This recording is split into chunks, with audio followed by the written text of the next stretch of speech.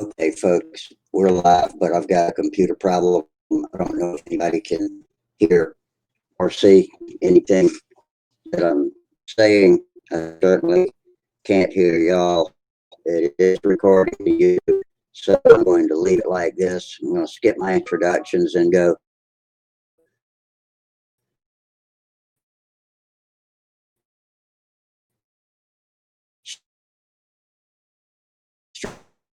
straight to my tab.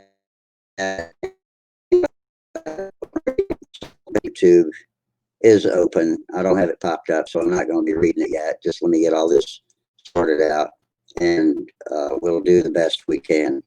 Okay, thanks, and I appreciate your patience. Now I'm going to my tablet, not laptop. I wish I had a laptop.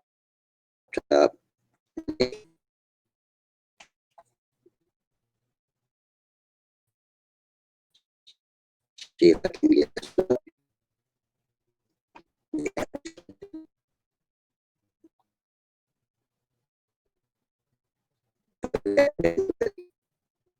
And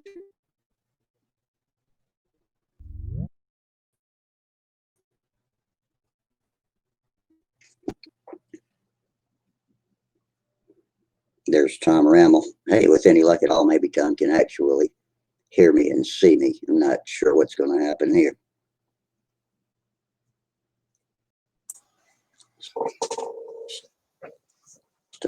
Hi, Rusty. Can you hear me? Here.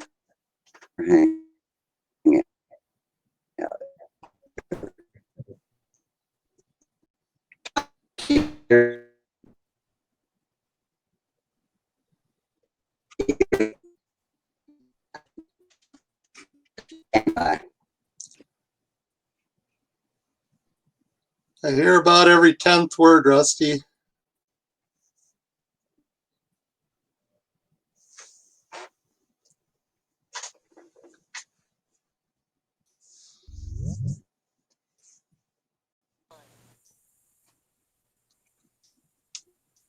Okay. Hey, I'm here now. Can anybody hear me? Yes, I can hear you, Rusty. Okay. Whoops, I need to turn my speakers down.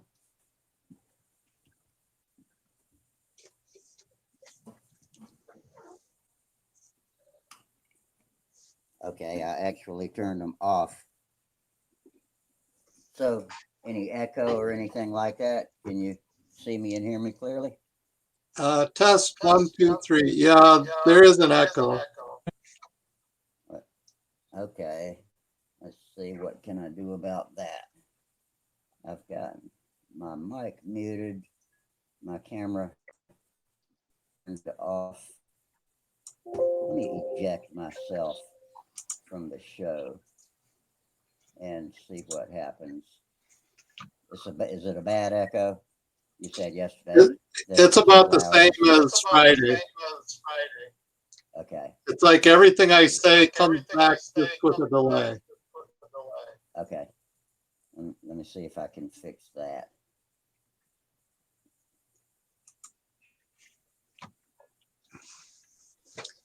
I just reduced my video quality.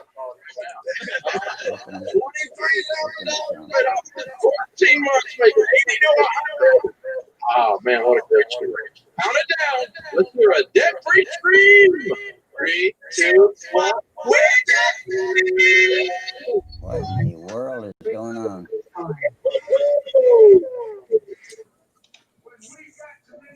Okay, master volume's down.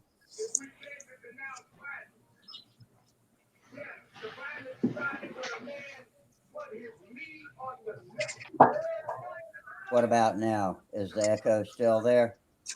Can y'all hear me and see me?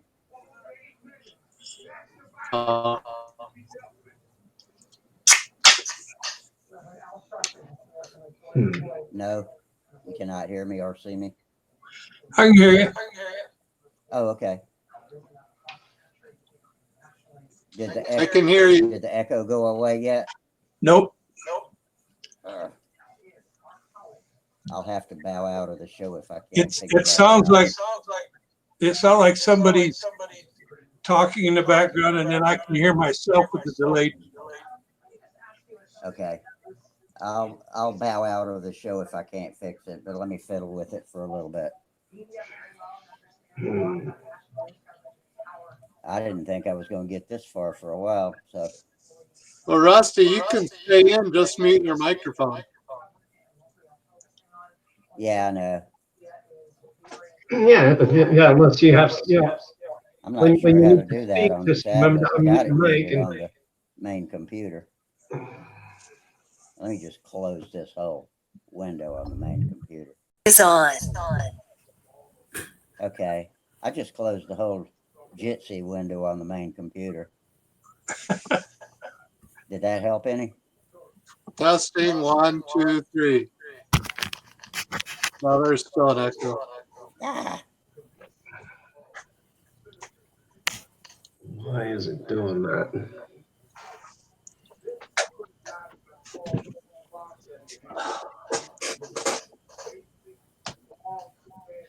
Is somebody watching the news or something? yeah, I hear it. So Oh, on hold the on, TV. sorry. There we go. Much better. I Thank apo- you. I apologize for my technical difficulties. It might be time for a new computer. I just can't figure out what's wrong with this one. We're on Jitsi, by the way, in case you didn't notice, rather than 8x8. It's back and working in full. Got more options with it.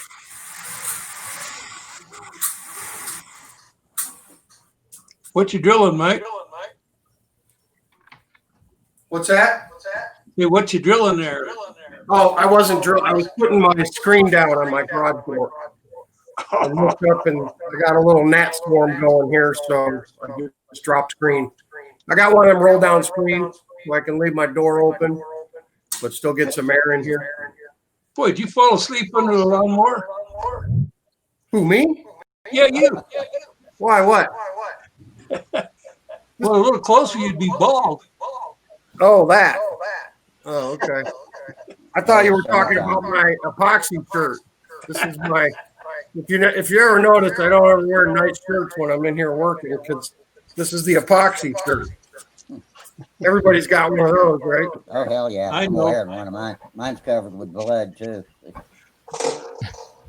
Okay, I just turned my whole damn main computer off. Is it still echoing? Not on you. On the But I rest am. of it. Yeah, With it's y'all, still it is. echoing when we talk. Okay.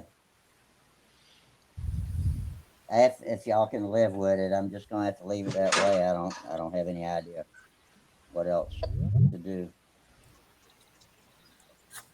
Let me turn my sound down some more. Test Okay. 1, 2, I 3. could go to earphones. That's an idea. I just got my sound turned halfway down now.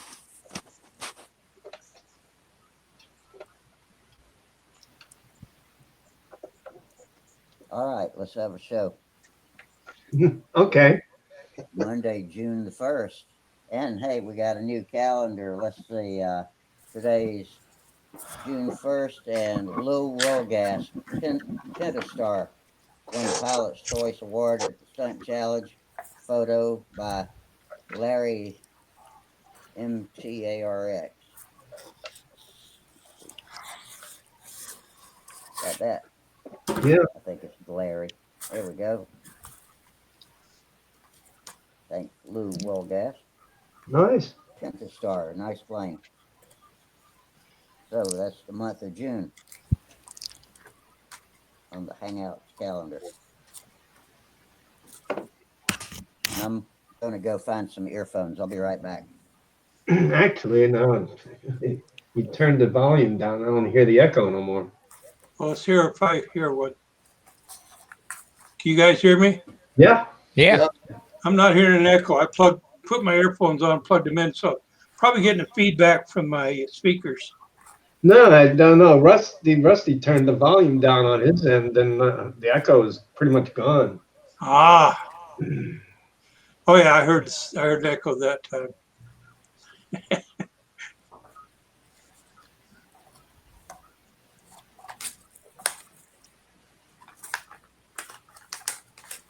I got a neat thing today in the mail from Don Hutchinson. He sent me all files for all of his profile warbirds. He's been offering that for a very reasonable price on its very own flash drive. $20 and all of them. So there's the flash drive. Very nice plans.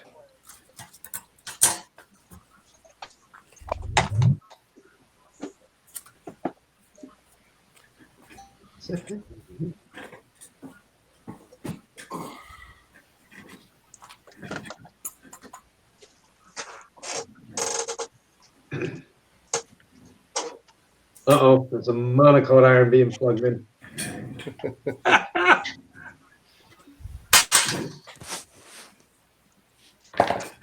Nothing fancy, just some combat elevators. Did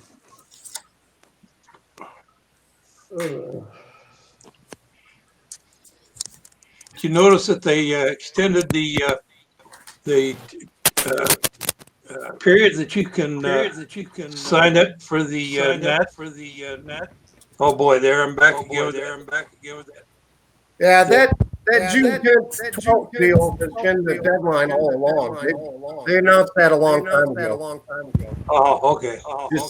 Decision day is June 10th, and then you're not late until after the 12th. That's what we talked about the other day. As a matter of fact, I think you get more than that because, let me see here. Yeah, you get the weekend too, the 13th, 14th. So I really think if you signed up over the weekend, they wouldn't gig you, you know. But yeah, the 10th is a Wednesday. That's when they'll announce, and then technically you're not late till after the 12th. I went ahead and registered Sam and I already. You know, he's free, and Yolanda told me they're doing 100% refunds anyway. So why wait? Good point. Nothing to lose. No. Okay, I got my earphones in now. Wonder if I got rid of the echo now. Don't hear an echo. That's the best you've sounded ever, Rusty. Is it really? Okay. Yeah. Well, my little Acer tablets finally come in handy. I'm hearing a little echo on me. I was happy to get Jitsi back because I got so much more control over the show with it, but now I got this sound problem that just baffles me. I have no idea what's the matter. I'm going to get the cable company out here and give me some dry connections and new splitters. We've had a lot of rain. It's just funny that this is the only thing that doesn't work, Jitsi and 8x8. Have you ever run a speed test? Yeah, I run it all the time. I'm getting about 90 megabits down and 11 megabits up. So it's pretty steady. It's always, and I've checked it today actually.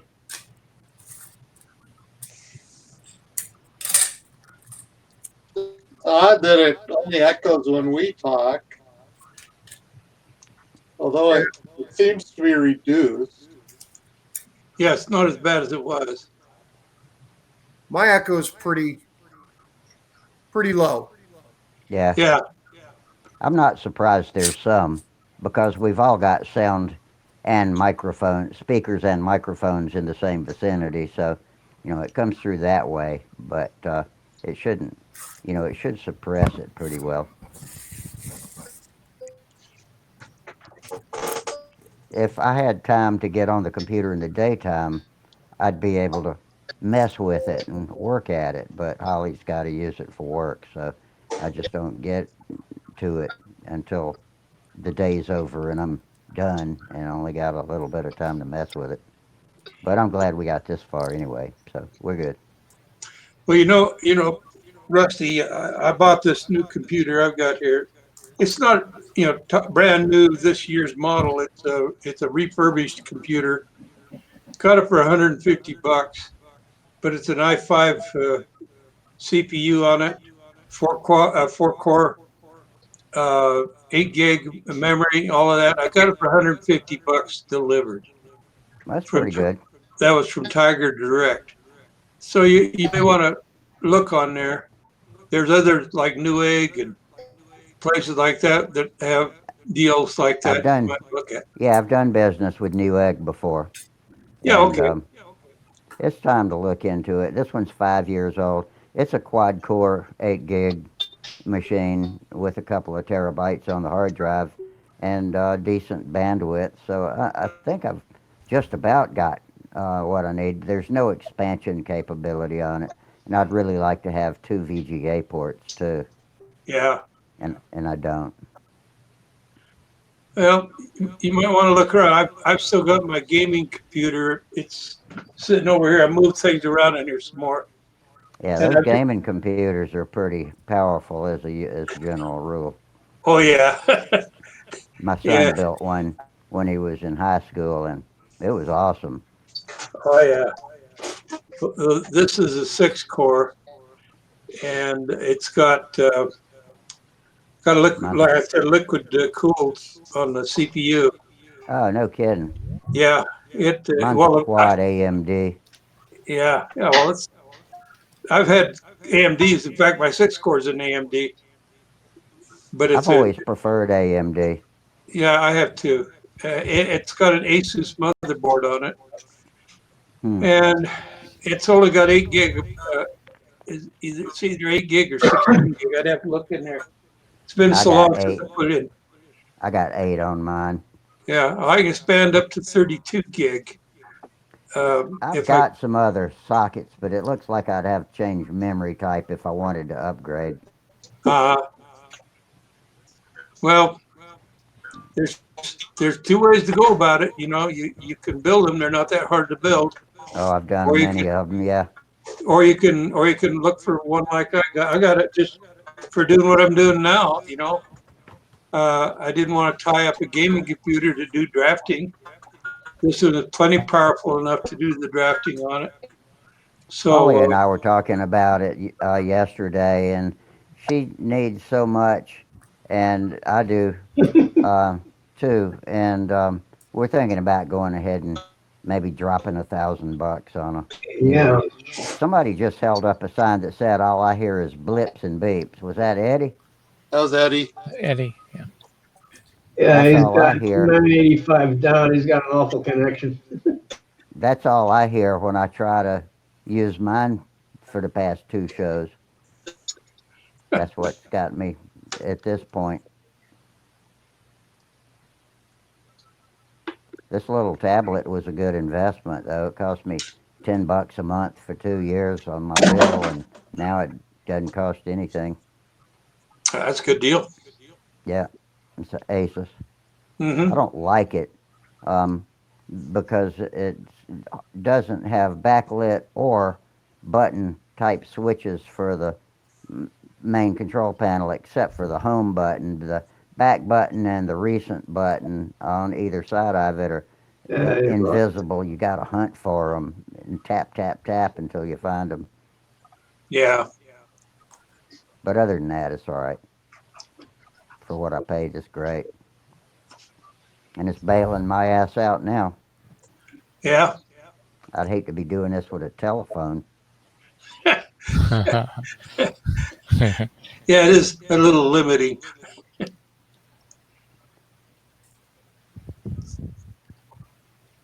Wonder what I've got a yellow right there. Check, see what I.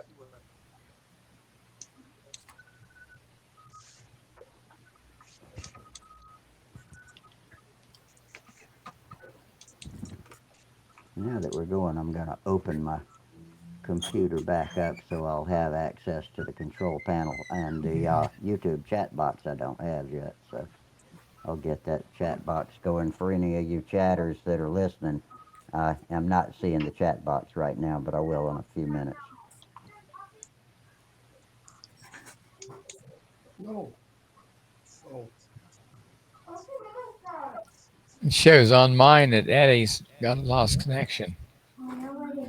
He looks frozen. Yep, lost connection.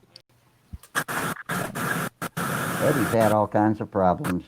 He joined Sparky's pay site and all of a sudden lost all of his chat text functionality.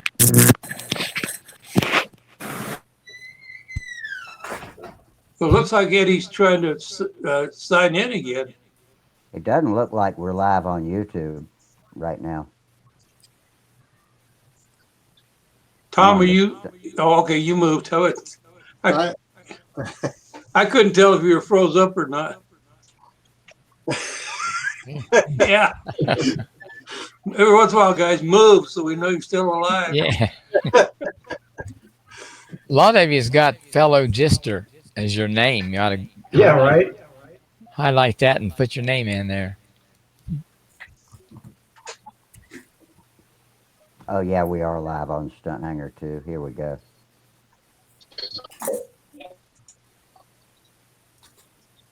Still no. Okay, let me get the chat box up so I can see these dudes. Looks like Hey, I I'll have be my able name. to chat as Rusty too. That's pretty cool. Okay, in the chat box we got Minnesota Mike, Jack Snavely, and that's it. John Yeah. says fellow Jitster. Mine says fellow just Yeah.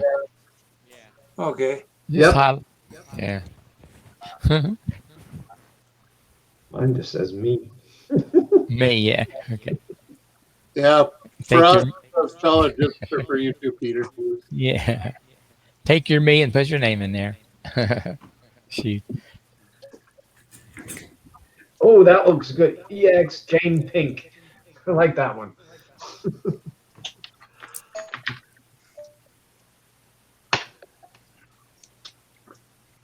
There we go. Peter's name's in there. Can Eddie hear us now? Raise your hand if you can hear us, Eddie. His connection's lost again. Oh, it is? He's Yeah, stuck poor. in two screens on mine.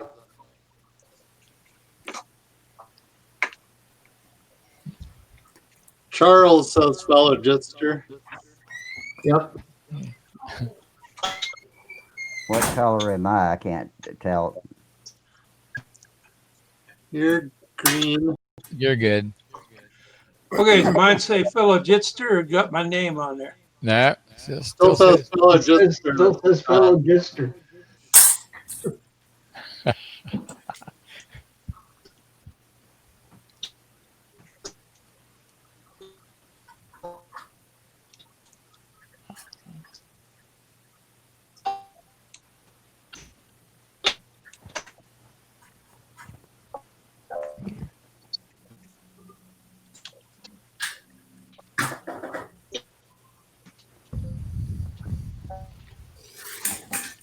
Oh, it just heavy fellow Gisters.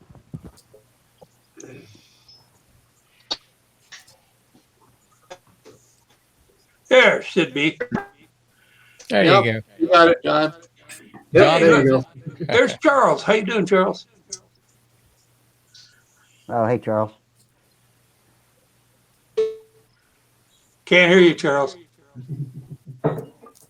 Can't hear you. Still no here. Yep.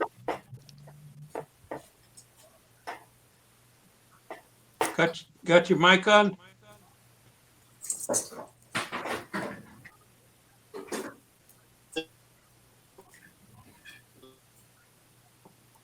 You see Charles' mouth moving, but I don't hear anything. Neither do I.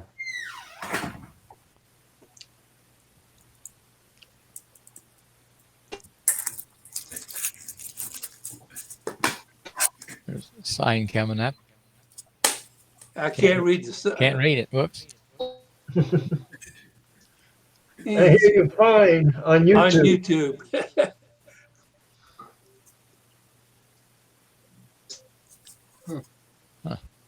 Must be the connection. It just his connection is really low. I Okay. click on it and it says connection lost. Oh yeah, you're right. Yeah, mine Frame says, rate 1.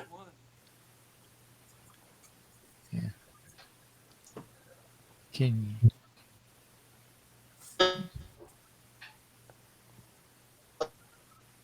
Maybe YouTube works better.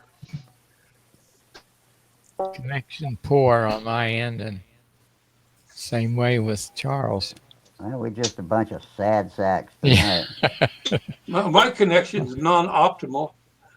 Of course, that's normal. Your beard's looking pretty good, John. That's a good length for it right there. Yeah. Yeah. You could trim it up right there and keep it on hold until October, and then let her go for Christmas. Probably will do that. Santa doesn't have to look like ZZ Top. Wrong color hair and not enough hair. Yeah. Do you wear a wig when you do Santa? No, I wear a hat. Oh, well, that works. Yeah. Of course, if you look at pictures of Santa, a lot of pictures of Santa without his hat, drinking that Coca-Cola, he's got about the same amount of hair as I got. Okay, YouTubers, y'all are on stage now. I got everything working with the chat box like it's supposed to. I got my YouTube control panel up, and we're looking good. Charles is still having trouble with his phone there. Smile, Charles. Yeah. Smile. Smile. Yeah. He can hear us. He can hear us.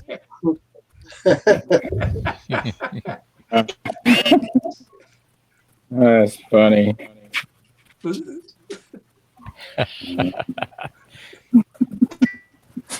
I got 2 computers, 2 keyboards. That's the most confusing thing. Type on the wrong one.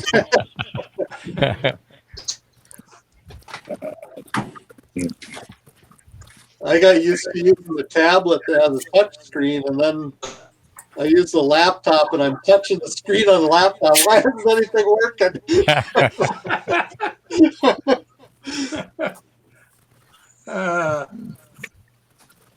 It looks like Eddie's signed in 2 places, and both of them he's not got a good You might connection. see me pop up in. Yeah. I might pop up in 2 places in a minute now. Wait, he moved. Can you hear me now? I can hear you now. Yeah. Yeah, we hear Okay. you. All right. Good to see you, Charlie. Or Charles. Good Excuse me. See you guys. How do I fix this crap? Alex. Give me Get a better internet connection. It's definitely your internet connection. Yeah. I know. Well, I'll probably listen to the show since I can't talk when I have the other speakers connected to it. So I'll just listen. Hey, wait, before you go, how's your new plane coming along? Oh, it's coming along okay. It's kind of slow. I've been busy getting all these airplanes into my garage. That I think I mentioned last week that I came into like 6 airplanes, and so I can actually probably show you a little bit of them. Let me turn this camera around. Eddie's holding up a sign that says, "How do I fix this crap?" Yeah. Yeah. I don't know. I've got the same problem, Eddie. If I knew, I would help you. But I don't know. There's one there. Well, you got a lot better bandwidth. 3 there. His upload rate's only 10 kilobits. And the one He's that I got was good download rate, but man, he's gone. Yeah. That's pretty nice, Charles. Yeah, I've been working on it. I got some more work to do in the garage. Get all my planes there. Well, with all the planes you got now, you won't have to build anything for a couple of years. I know. Fact is, if you got past the point where you crash 1 or 2 a year, you got into where you can go 2 or 3 years, you might have enough for the rest of your life. That's possible. I don't really crash very often, so it's a possibility that is a lifetime supply. Yeah. I got I got a plane I designed that's coming up this year now is legal for Nostalgia 30. Oh, great. Yeah, and I checked. The MA has got the plans for it, so I'm going to order a set of plans. I've got the originals, but they're kind of, 30 some odd years old. They're kind of, and I'm going to order a set of the originals. I'll probably build one. So anyways, I'm gonna put you guys on speaker, so you won't be able to hear me, but I'll be able to hear you guys. And if I need to speak, I'll just unplug the speaker. I'm gonna do So, this more. Okay. so we can't talk about you, huh, Charles? Oh, you can talk about me. I just might not respond. I might not dignify it. We love you, dude.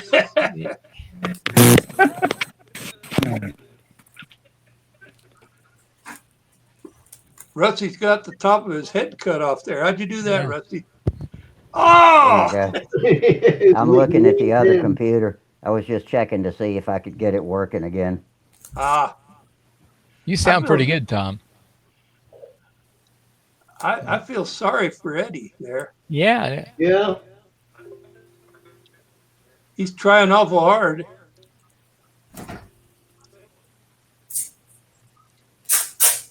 I was muted for a second there.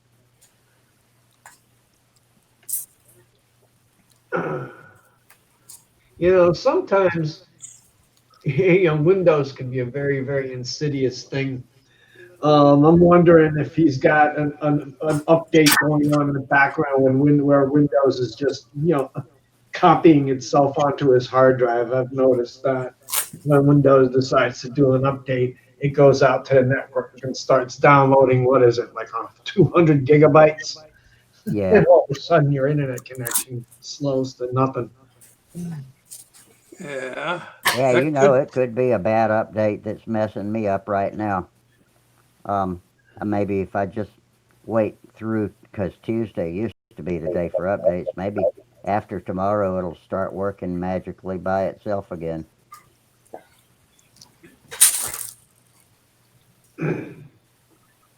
Yeah, I've if you obviously got don't really turn good around and bandwidth tell 'cause I'm Windows watching two Update full to streams right notify now, and you they're and both perfect. download it on demand, and it'll just go off in the background. And you're trying to figure out why the hell is my machine going so slow. Yeah. Yeah, and there's no way to stop it either. If I decide to reboot in the middle of a show just for a minor issue and all of a sudden it wants to take 30 minutes to do updates and I'm just stuck. Daddy, is there any Jack today? He's not flying off, and I was trying to put him.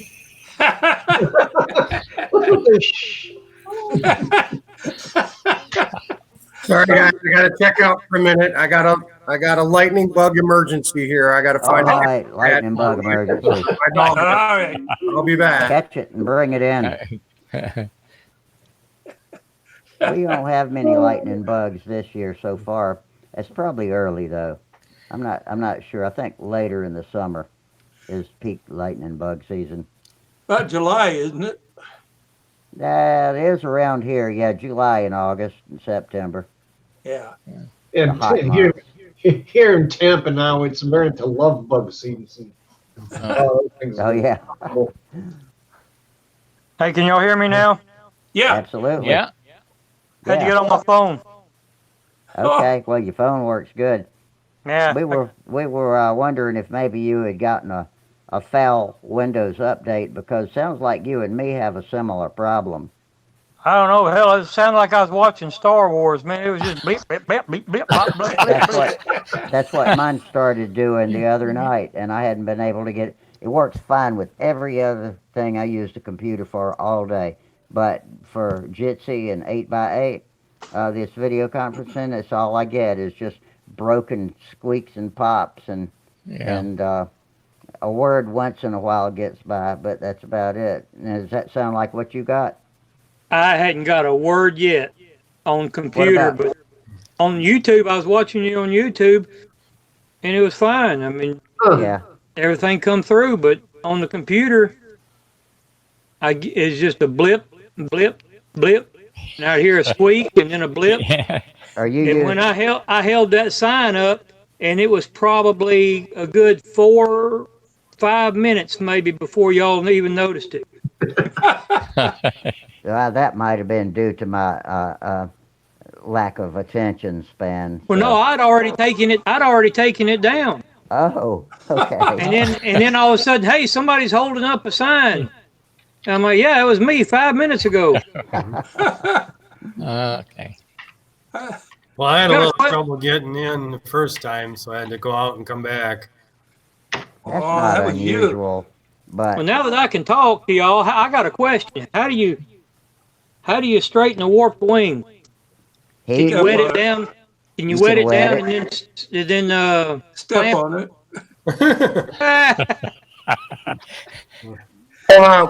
What is it covered with? Is it covered with Monocoat? Is it silk and dope? Is it? It ain't covered with nothing right now. Oh, Steam it.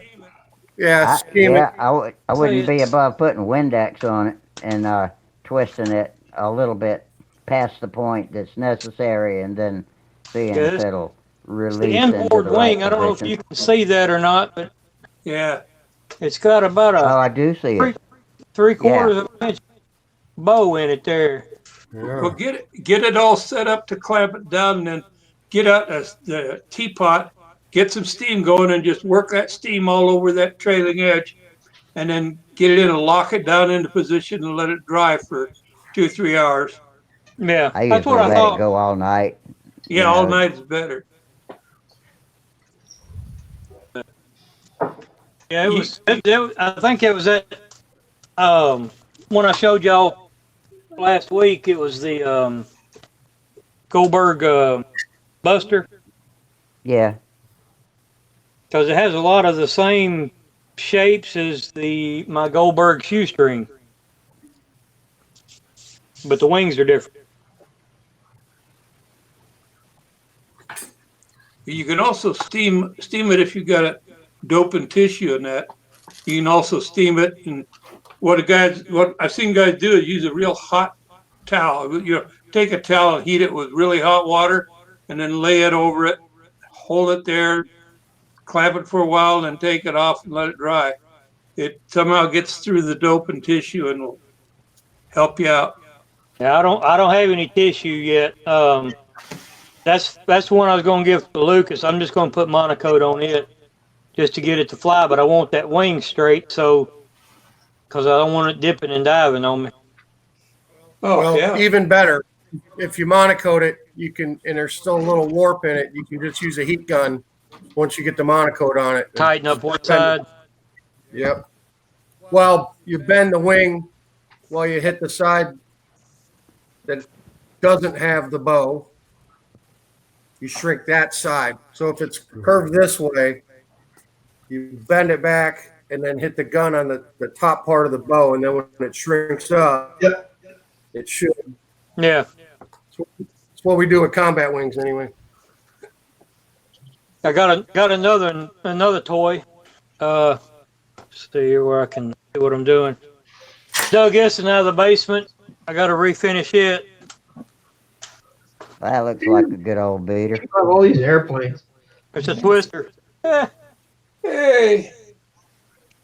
I flew that one probably 30 years ago. I was in my 20s. And the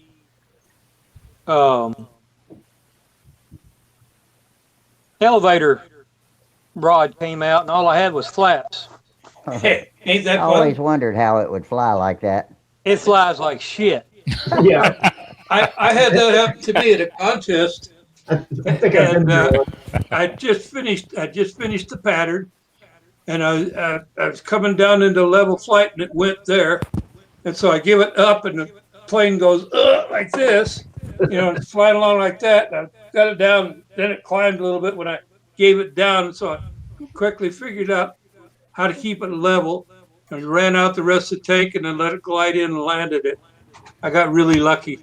Yeah, mine, I hit the ground with it, and it cracked the outboard wing just a little bit. So I cut the sheeting off of it and re-glued it, but I'm just now getting the ribs cleaned up where I can resheet it. That didn't look like a stock twister. Was that a franchise twister? I don't know. I bought it built already from my cousin. Hold it up again, would you? He put a fancy little gun on the front of it. Let me get combat flyer. Huh? Yeah. Put a little brass. But yeah. You know, it's got a nut and bolt for a weight too. Yeah. Well, looking at the fuselage, hold it up so I can see the distance between the flap and the hinge on the elevator. Does that look a little longer than most? It does look a little longer than most twisters. You may have a franchise twister there. But I got this one, and since I can move my phone around, I got that one from the same guy. Uh-huh. I have no clue what that one is. And that's my Tudor too. That right there is my dad's Cosmic Wind that he built in '62. It's got a 1957 McCoy Redhead on it. And it's the best running plane we got. Yeah, you take care of those old redheads. They will run good. Oh, yeah. And then there's my cue string over in the corner. What was that yellow one I saw sitting there that's, you know? That one? That one, yeah. That's a little solid wing SIG cue string. Oh, okay. I bought it from a guy. They had a bucket full of parts in the plane and everything. I said, well, I'll give you $50 for it. Yeah. So it's something to give Lucas to let him crash. When I lived in Wisconsin, I'd love to go to the RC swap meets in winter and spring, because there's always some guys there that had a whole bunch of control line stuff from before they became RC pilots, and you could get it cheap. Got me another couple of toys here in the mail yesterday. If I can find it.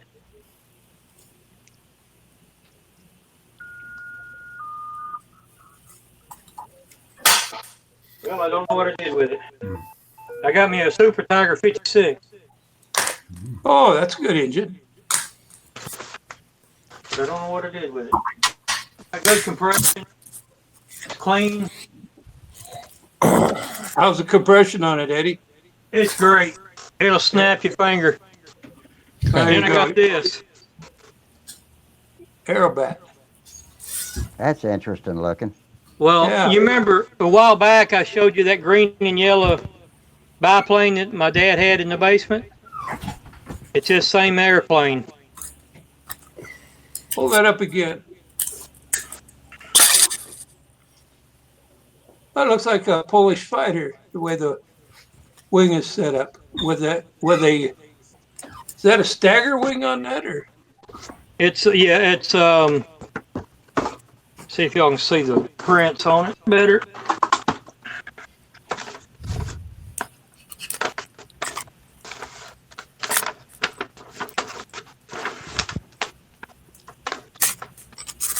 I don't know if y'all can see that or not, but there's the fuselage. But it's designed for the spark ignition, because there's your battery pack, your coil, engine with the gas tank on it. So I got to figure out how to get my fuel tank in there and keep my center of balance. Well, it's got a negative stagger on the wings, so that's top wing is back. I don't know what that means. That's a negative stagger.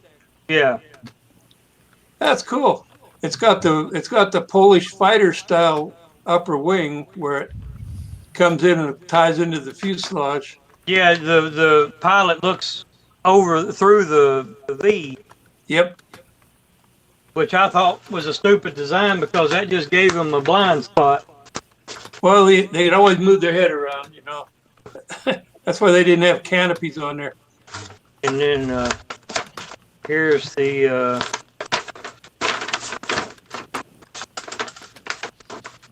there's a bigger picture. If I can get this damn thing, it's like trying to fold a map. I hear you. Well, that's an attractive kind of airplane. But see, it's also got the trap door there to get to the coil. Yeah. And it's got a thing called a what do they call that?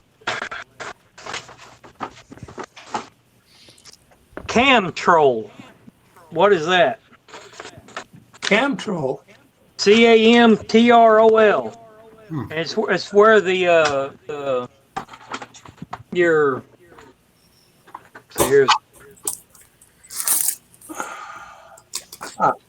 well, you know, and that's a picture of it right there. Hold it.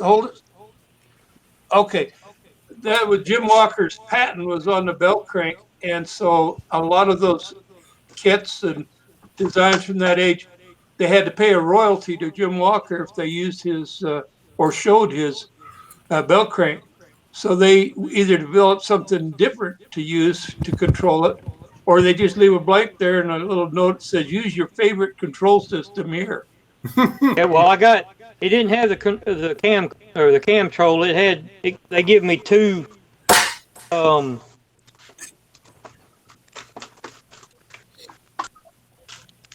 got two bell cranks. So yeah. Well, that's it's a. I didn't think nothing about it when I bought it. This was back before they did laser cutting and stamped part. So I'm gonna have to cut all those parts out, sand them down just like I would a scratch build. Yeah, well, that was probably in the late 40s when that kit came out, maybe even earlier. Well, the plane that over Daddy's had a sign on it at the old local hobby shop we had, and when they closed down, the guy gave it to Daddy, and it had a sign on it that said built in the 40s. Yep. So, well, that would put it in there where the Walker's patent would be on there, and that's why they had what they call the cam control rather than bell crank. Yeah. Okay.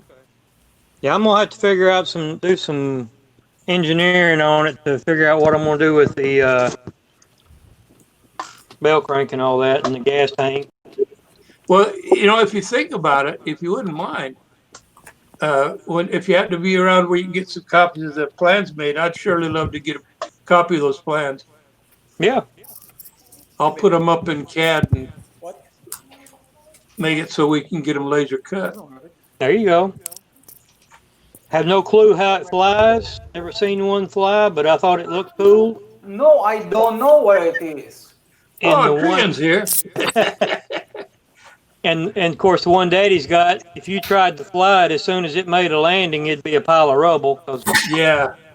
It's brittle. Well, and the glue. And heavy. It's got a lot of plywood in it. I might tone it down a little bit on the weight. Yeah. Well, in those days when they talked about flying stunt, it wasn't like we fly stunt. Oh, I know. Yeah, the thing was that 80, 90 mile an hour, 100 mile an hour stunt was the norm. And pullouts at a foot above ground inverted was the norm if you wanted to win. If you could do 12, I remember Bob Palmer told me once he went to a contest where you could announce any special maneuvers you were going to do. And he said he was going to do 12 consecutive loops. And he did them and he won the contest because he was able to do it. They should bring that back. Oh, I don't have it.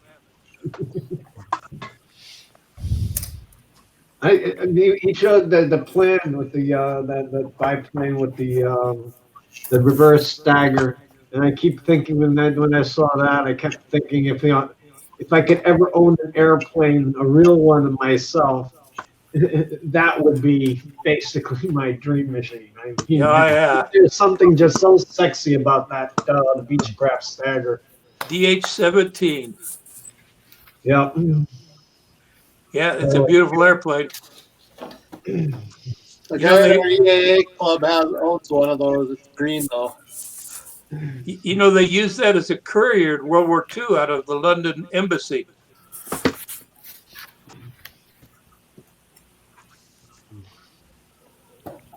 Hey, Tran, how you doing? I don't think he's hearing me, but he took his earbuds out. So I got my order from Broderick today, and I bought their best stooge, the Ogren one. What would you paint that with? Dope or epoxy or? Well, epoxy would, you know, it depends. Are you going to run it with electrics or with Glow. internal combustion? Yeah, glow. I'd put epoxy on it. It'll last longer that way. Yeah.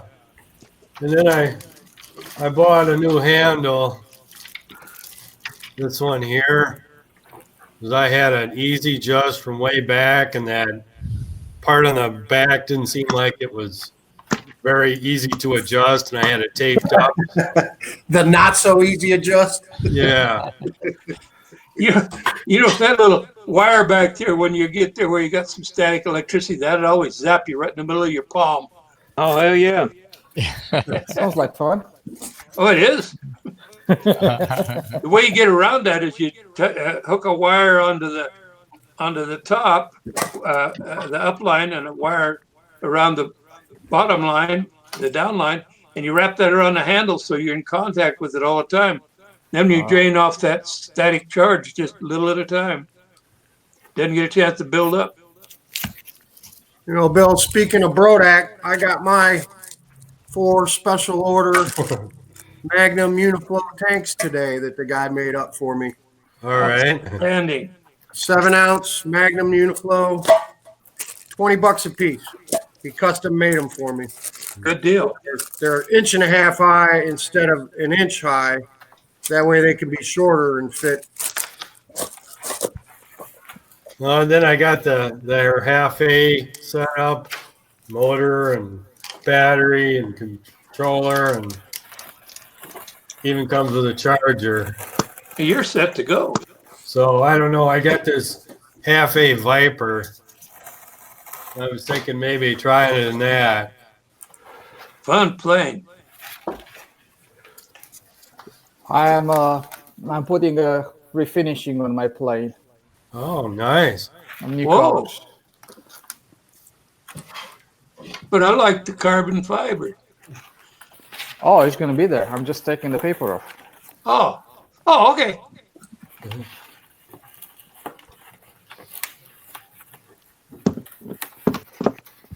Well, everybody sounds good tonight, though. So what's gonna happen tomorrow? The guys in Georgia, they wanna meet together and have like a fly out or something like that. So right now I'm trying to get this thing maxed off, assembled, put together, and get it ready for a flight tomorrow. So that's pretty much, this is my goal for tonight. There you go, see? Oh, yeah, that looks good. Yeah, that's good. Sam and I just got back at dusk. We loaded up 8 combat planes and went to the field this morning.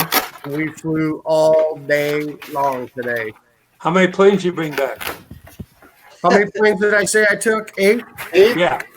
We brought back 8. All right. Yeah. Were they all in one piece? They're all in one piece. Yeah, a lot of testing and trimming.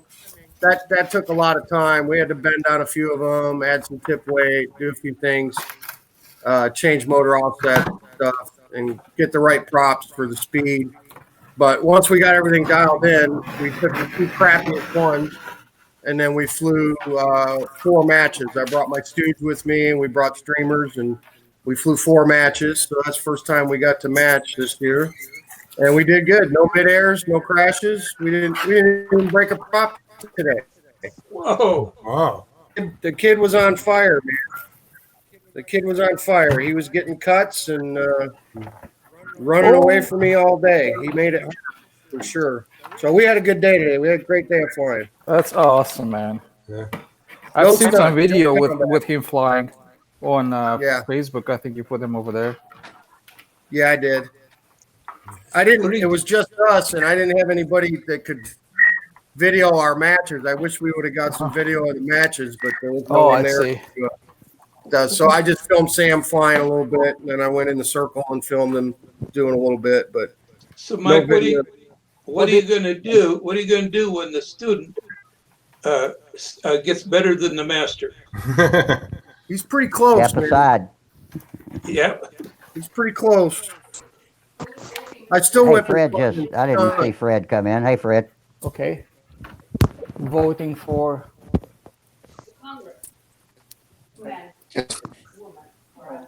Hey, Mike. Yeah. Okay. Yeah. Does Walt and Fred or any of them still fly? Nope. Haven't seen him in years. Well, I saw Walt at my Christmas party. His wife passed away a couple years ago, and he flew for a year or two after that. But he's pretty much out of it. Matter of fact, he's given Sam a Brodak P40 when I can get over there to see him. Ron and Steve haven't flown probably in 3 years. And then Walt sold his house because he's getting married again. So he moved back into Nashville. He's over at Cane Ridge now. So we don't have that flying site at his house anymore up in Springfield. Yeah. So, yeah, those guys are done. I mean, they all still have equipment, but none of them have burned any glow fuel in several years. I don't know. They just lost interest in it or what. But Sam and I have moved on to greener pastures. We've joined 2 RC clubs that let us fly at their field. So that's what we're doing. We do still see Chad. I don't know if you remember Chad. He was a combat guy. He comes out and flies with us once in a while. But really, where y'all flying at? So we belong to the Columbia RC Club, and we fly at Chickasaw Trace Park, which is, I don't know, it's about 10 minutes from Spring Hill, just 10 minutes south of GM factory there. And then the other, and that's an RC field. They let us fly, but we only fly there on weekdays because on the weekends, all the RC guys are there, and we don't want to be in the way. Even though they've been very welcoming, and like they'll take a break so that we can fly. But we go there on weekdays, always just me and Sam, and we got the whole field to ourselves.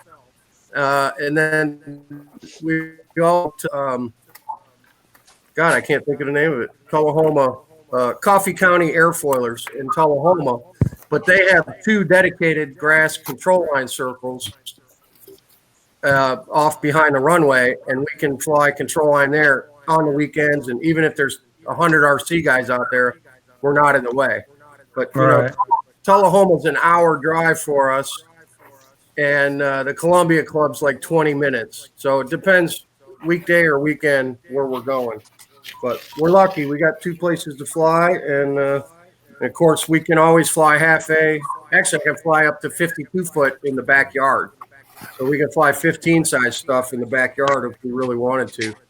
I don't do it that often because I don't want to cheese the neighbors off, but every once in a while, we'll pull out a couple of half A combat planes and just go fly like 2 foot matches or something. Yeah, I've flown every now and then out of church, but I don't have anywhere to fly. That's a long drive for me down to where'd you say it was? Tullahoma, yeah. Well, the thing is, though, Eddie, when they do some pretty big contests out there and like cancer benefits and giant scale fly-ins, and when they do that, we'll usually try to get, you know, half a dozen control line guys out there doing stuff. And when they have an event posted, I'll let you know. And if you can just make a day of it, it's worth the drive to come down there early and then spend the whole day flying if you got the time to do it. Yeah. Especially if your boy's going to start, you know, if you want to get your boy going. Yeah, I got to get him out. I got to get some planes going first before I can get out. I got stuff for him to fly, man. Don't worry about that. If it's a matter of not having an airplane, don't let that stop you from bringing him out. Sam has tons of stuff here that we can let your boy fly that we're not in love with. You know, it won't matter if he crashes it. What was the name of that park you said you flew in? Columbia is Chickasaw Trace Park. It's the Columbia RC Club or Columbia RC Aeromodelers. And that one, there's no dues at that one. It doesn't cost anything to be a member. You just got to have an AMA membership, and there's no dues. And you don't have to have a park pass or anything like that. And then Tullahoma, it's $25 a year membership to belong to that club. Yeah. Well, so I don't have my AMA, so. Yeah, I have it if I'm not flying. So I wouldn't have it, but for the fact that we go to so many contests, if we didn't compete, I wouldn't be an AMA member either. Yeah, well, I don't do contests, so. That's the only reason for which I get AMA license. Competitions. And sometimes even that I get in the middle of July. Pay half of it. Yeah, that sucks. I've gotten to the contest and then paid for my AMA while I was signing up. That sounds like me. Our first tournament, bass tournament this year, we was out there. We launched at about 6 o'clock, and 9 o'clock rolls around, and Brian said, "Let's go somewhere else." I said, "Hold on, I'm on my phone." He goes, "What are you doing?" I said, "Buying my license." I'd been out there fishing for 3 hours and forgot that I didn't have my license. Yeah. And wouldn't you know it, the next boat that came by, who'd be in it? Yeah. So you remember I was asking about the big control lines and how they could turn and all that. So I watched some videos. One was about a club in Alberta, Canada, and they were flying a twin engine plane. It was like too much. I think it was TWO. Yeah, I know the plane. And it was great. That's Gordon Delaney's design. Uh-huh. It'll turn on a dime and give you 9 cents change.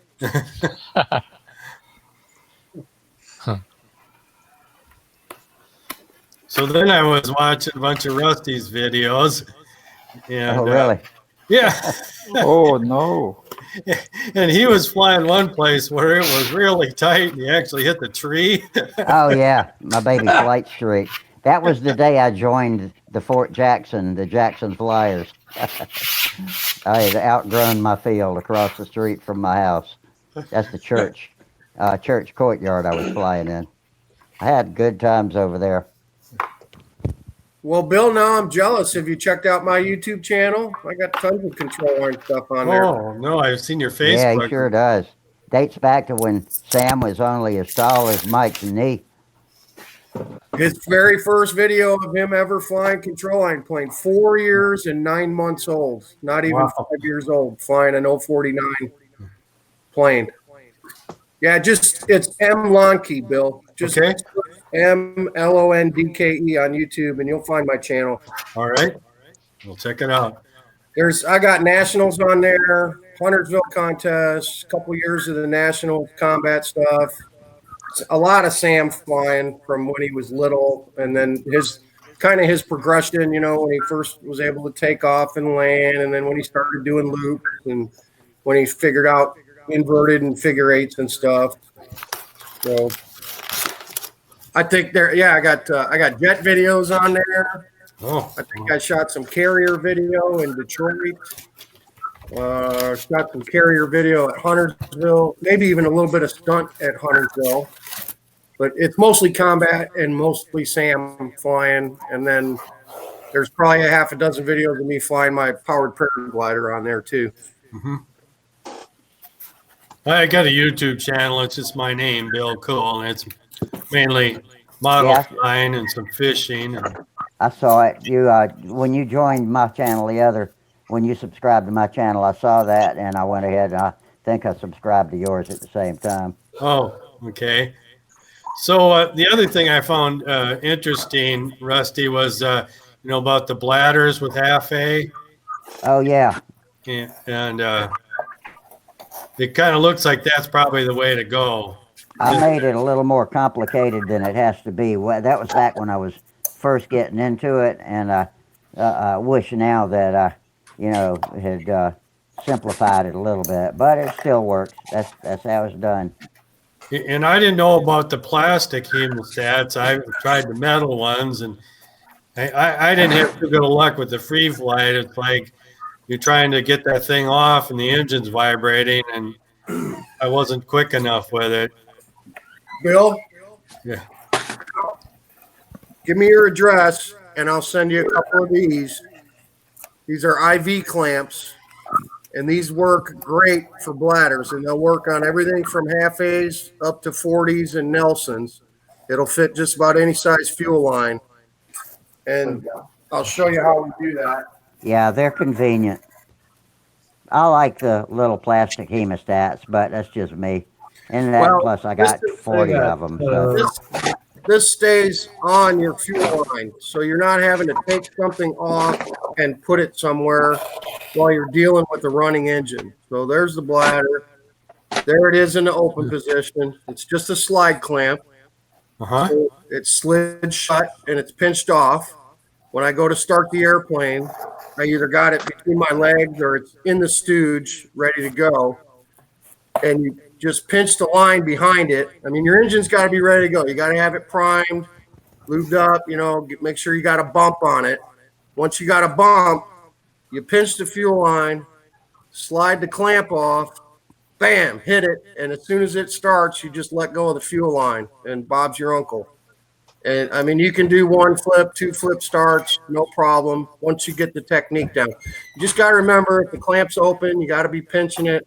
If you need to reprime or do anything else, you just reach up, slide the clamp, you're pinched off. And then when you go, take it off, pinch the line, hit it, and you just let go.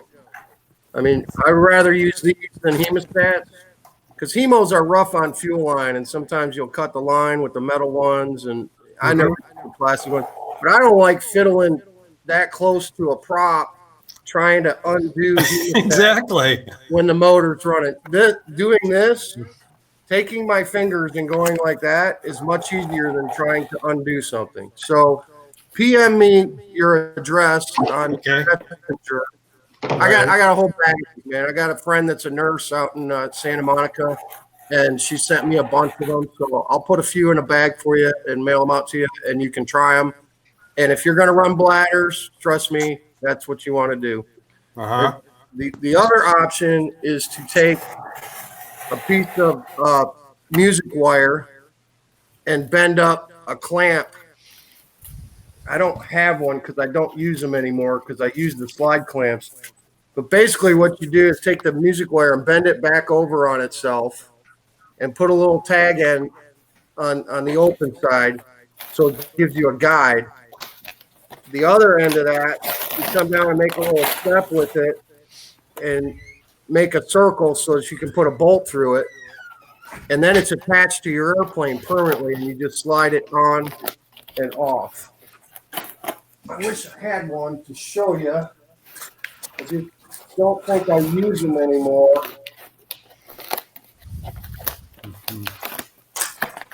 Mike, I used to use a large dog bone style line clip. Yeah, that's what I just grabbed, John. That was the next thing I was going to grab to show them. So one of these large dog bone line clips, you can take it and put a 90 in it. Just put a 90-degree bend in it. Then you've got a hole to put a 440 through. And then this is bent up, and then you use this part of it as your slide and your pincher. So open, close, but you get the idea. If this was 90 degrees, and then they're very easy to make too out of piano wire, same way, same principle. And then you just mount that somewhere. I use an engine bolt actually. I usually clamp right to the engine mount for combat planes when I was doing the metal style ones. But there's more than one ways to skin a cat. But I'll send you some of these. You try them out and see what you think. You know, the other thing was Rusty showed, using that tubing, that Hank Nystrom Texas timer. So now for free flight, they say that's, it doesn't expand easy enough for an 049, but then you're only using a smaller amount of fuel, not like trying to run for 3 minutes. I put well over 3 minutes of fuel in mine. It gets the same diameter and just gets longer and longer and longer. And I just hang it so that it's right over the CG when it's swollen up. And I hadn't. That's pretty much what I've always used. So that's I'm kind of prejudiced towards that particular. Well, I can see it's working for you. Yeah. It gets looser and looser as it ages. So if you use the same bladder for, a lot of flights, you might end up having to lean out the needle. Richen up the needle a little bit. But kind of like my bladder, it's wore out too.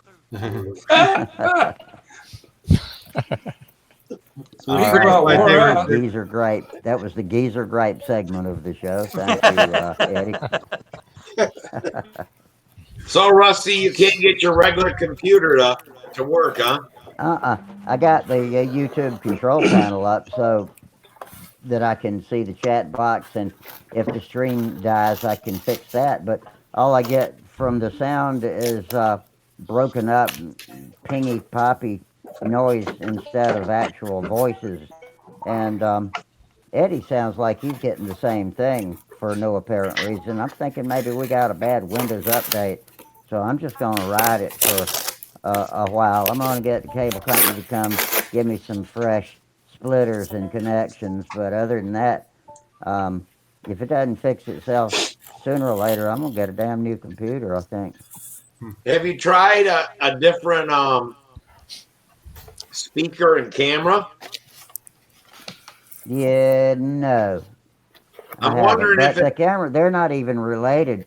They're not on the same bus. The mic, the camera's working fine, by the way. But I do have another microphone I could plug in and try, but now the speakers are just plugged into the headphone jack, and or they're plugged into the back of the computer actually. But no, I hadn't changed that yet. I did pull it out and unplug and replug everything last night, and it seemed to work better for a little while and then didn't. So yeah, because that one you told me to get, it's got a speaker built right into it. Camera speaker. We got the same one. It's the Logitech C270, I think. Yeah, and that's what I got. And it works great. That's why I wondered if your little speaker in your Logitech has went bad.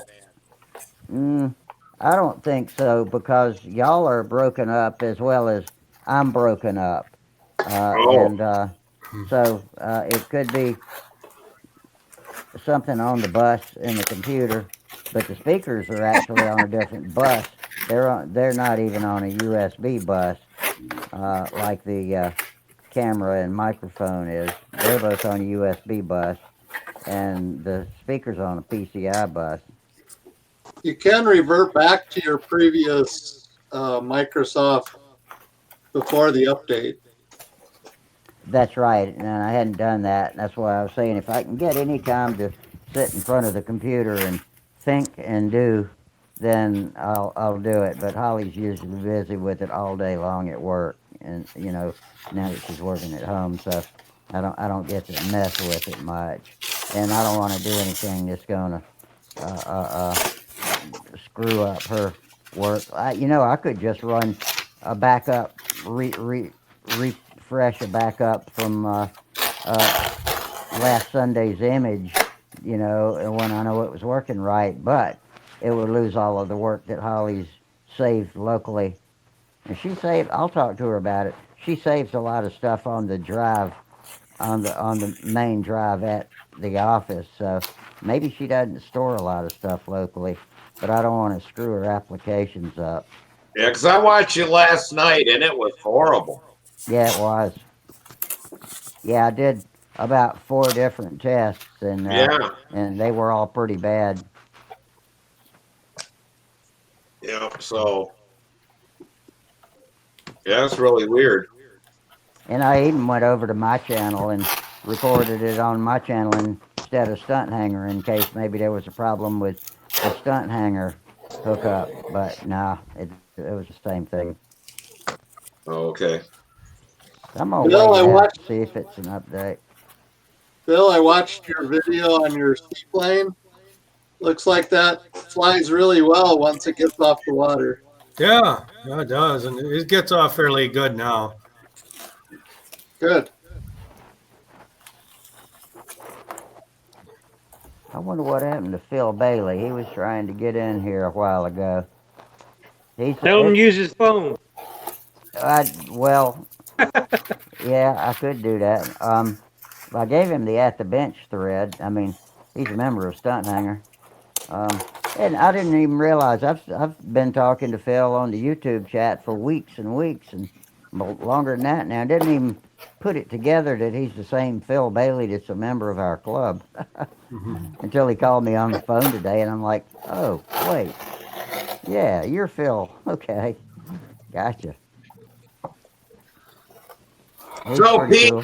what do you got there? OS 35? Yes, it is. I'm trying to remember now. Does it get a thrust watcher behind the Yeah, it should. It should. Okay, yeah, I'm missing that thrust washer. Randy probably has one. That's Yeah, not it's a an OS hugely big deal, that is but you really ought to have one. 35S. That's a great engine. How's the rod in it? It's tight. This motor's tight, so it hardly has any runtime on it. I mean, you can tell if I turn around. You can turn around. Let me see if I can get some light in there. But you can see there is no. It's not brown. Let's put it this way. It doesn't have 2 tons of caster, built up on it.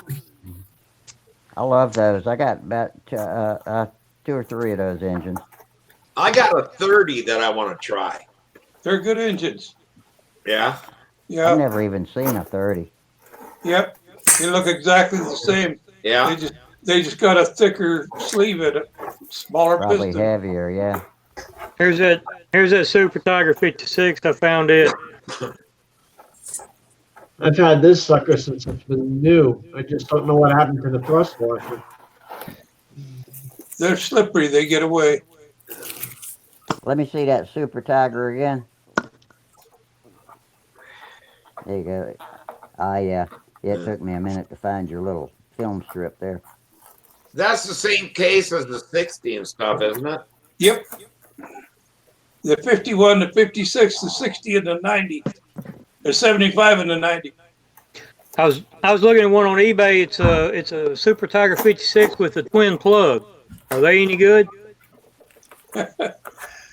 I never tried one. I never. I mean, I don't know how the Mercos were famous for that. Maybe they were competing with Mercos.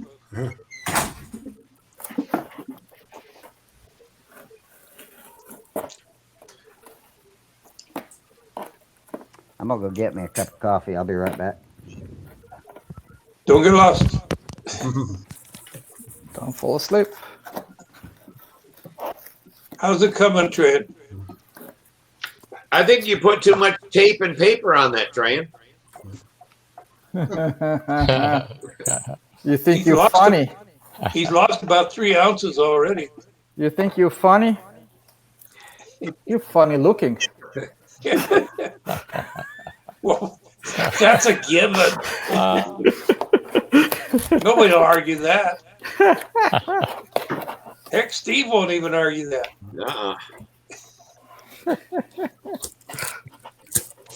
So another thing I ran across on the internet was a control line vendor It's Okie something or other. Okay, yeah, that's Tom Russell. Morris. Old company. Okie Air. Yeah, Yeah. that was. He's a good guy. Yeah, he took over for Tom Morris. He and I talked on the phone one Saturday for about 2 hours.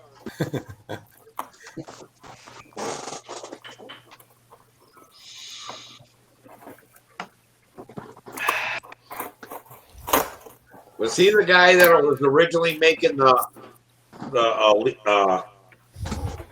wires and stuff for Tom? Control line wires? I don't know on that.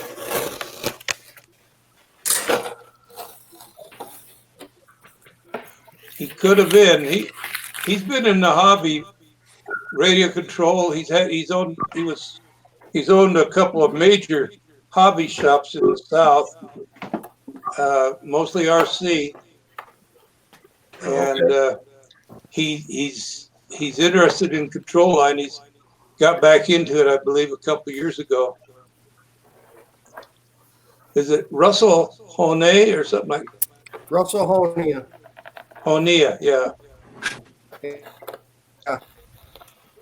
Really a nice guy.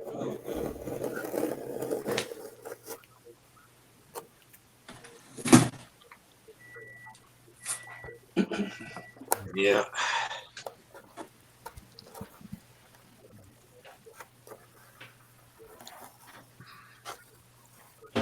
So who got a bunch of building done besides Mike this week? Yeah. Probably I finished painting this plane. So I guess it's ready for real test flights now. Good deal. And Hey, tomorrow Mike, Dick put in a flight yesterday. Awesome. He could only handle one, but at least he did one. Good for him. That's great. Happy to hear it. What was he flying? The one he calls the Bumblebee with that carbon fiber square tube fuselage and stuff. Oh, yeah. Yep. And he put that up, and but he's still a little weak, but he's getting there. At least he's trying. Good. Yeah, I was supposed to go to his house today, but I never got done with that damn car, and I'm about ready to blow it up. Are you getting to be able to go outside now? Yeah, we can. You still, well, the dentist offices are open, I think, starting tomorrow, or maybe it was today. There's some casinos open up north, and then they're going to open casinos down here in 2 weeks or something. I don't know. But the county I live in is the one that's killing everything around here. They can't seem to get the virus count down. It keeps going up here in Kent County, but I have no idea why. Every other county's went down and we went up. The other counties are shipping them into your county. You know, I don't know. At one time, the little town I live in with only 3,000 some people, we had the most virus of Kent County than the big city and shit. So I don't know. I don't know what happens, how it gets passed around or what. But now we haven't had any cases here in a long time, and now it's back down south. My county, we got six cases in the entire county for the entire time. Yeah, we had 6 here in 1 week. Yeah. For 3,000 people. I'm like, oh my God. Yeah, it wasn't until in the late April, early May before we got our first case. Yeah. So I don't understand how it goes around or what happens, but it's our I'm county. not sure anybody does for 100% sure. Yeah, I mean, it's our county is what's missing up Michigan.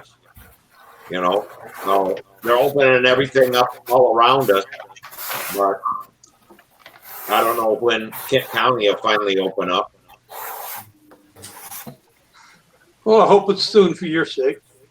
Yeah, you know, we can still do a lot. There's really nothing you can't do except go to the bars and get your hair cut and Go to church. yeah, go to church. Like I said, I don't care about going to church. I don't care about going to the bars. I don't care about going to restaurants. I just want the damn bottle returns open. Hey, I want to speak to Leonard Burrell just a second. I don't feel like typing. Leonard's describing a similar problem that I'm having and that not Phil, that Eddie's having with the sound. And Leonard says, can't get a good connection on the live chat Friday or tonight. So I guess I'm out and don't know how to fix it. Any ideas? I get bad feedback and can't hear what anyone's saying. It sucks. Well, that describes me and Eddie. And I don't know who else, but I'm thinking maybe we were talking a little while ago about it. I'm thinking maybe we got a bad Windows update last week. I was about ready to buy a new computer, but I'm going to ride it out and get some new connections on my cable, and that can't ever hurt anything. So, Lynn, I don't know. You're not the only one. I'm on a tablet tonight because my PC won't do the job. Rusty, and I'm running through the same router. Rusty. Yes. You got a lot better when you turned off your speakers and went to headphones. Maybe if Len tries to set a headset up using, because that's what you did, and you're fine now. Okay. Lynn, you hear that? Mike suggested switching from speakers to headphone. Now, I think Lynn uses headphones frequently, but I can't remember. But yeah, try earbuds, headphones, just different combinations. See if any of that fixes it. 2 elevators. Yay.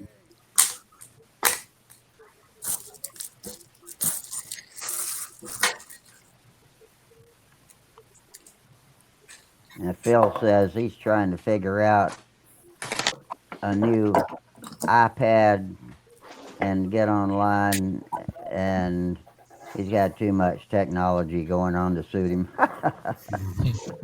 Okay, Phil. I'll call you tomorrow if I think about it. We'll talk about it, see if we can figure this out. But I presume you saw the At the Bench link that I posted earlier. If you can't open that link and find where to click, then something else is wrong. So you got to be logged into the Stunthangar forums, or you can't get to the At the Bench thread. Maybe I should mention that. So if you're not logged in to Stunthangar, then you can't read the At the Bench thread, even though I posted the link right there in front of you. That's a security measure so that we don't get spammers and scammers. What you got going on, Fred? I let you sit there a while before I even realized you were in here, and then spoke to you. And what's that? Oh, is that a carburetor? It's my 750 double pumper. All right. Yeah. Trying to get my Chevelle running. I haven't run it in 2 years. You got a Chevelle? The carburetor got all. Yeah, the orange one. Remember I put it up a couple weeks ago? You did. Yeah, that's right. Excellent. The carburetor, the new fuel, the new. You need to get. How about get you one of those throttle body fuel injectors? It'll bolt straight on top of the stock intake manifold, won't it? Yeah. No, I don't think it would. I think you got to get a new intake, don't you? Because you have to have a fuel injection. Yeah. Oh no, it's throttle body. Throttle body, yeah. You might have to get an adapter to go in between, but you probably got to screw with a new computer too, and all that. I don't know, but I know they work a lot better than carburetors. And carburetors are a pain in the ass. It's the stupid new gasoline. It gunked it. The carburetor worked really good, and then it gunked it all up, and it was all filled with deposits and stuff. Is that a Rochester? What kind of carb is it? No, Holly. Oh, okay. Holly 750. Yeah, that's what I had on my Chevelle too. No, it worked really good. Then I'm working on a Ringmaster too. Actually, I got 2 of them. Hey, how do you know when your last update was on Windows? Look at your update history and settings. I got one just a couple of days ago, but doesn't seem to mess me up. Yeah, I mean, well, what I'm afraid of is that mine's been working the best it's ever worked the last 6 months. I'm like, well, damn, if it's an update, I think this thing automatically updates or whatever, but if that's the problem, then I'd like to stop mine if it didn't get an update. Yeah. Yeah, like Tom was telling me, you can revert back to old ones if you don't like the new one. But it wouldn't be the first time Windows has hosed a bunch of people's computers with an update. So, you know, it happens. Now, I see update and security Windows update recovery backup, so that must be where I gotta go. Yeah, click that. And you can change your update scheduling and preferences. And you can see your update history there too, probably. Yeah, it's pending a download. Oh. Oh, well, we might not see you Friday night. So.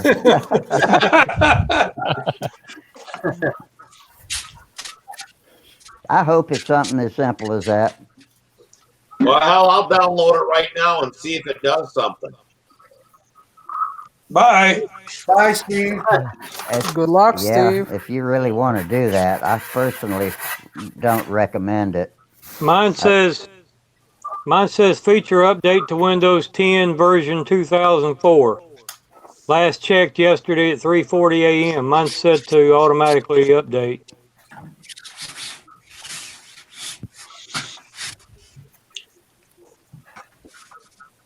I think I've got mine set up to where it has to ask me if it can do it. I'm thinking about it. I'm going to do that. I'm running version 1909. 1909. Your computer's so old it's made out of wood. That was smoke signal. Smoke signal. That's the version An number. abacus. He's Got an abacus on it, yeah. That's not the date, it's the version number. I know. Are you sure? I'm positive. Are you sure? I'm version 2004. See? That's what I got. Check it out, my new library. Last check today at Oh, it looks 1:23 good. a.m. And view update history. Okay. Update history. Last update was version 10. Windows 10 version 1903 successfully installed June 26, 2019. That's a feature update. Never mind. Quality updates. And I got, okay.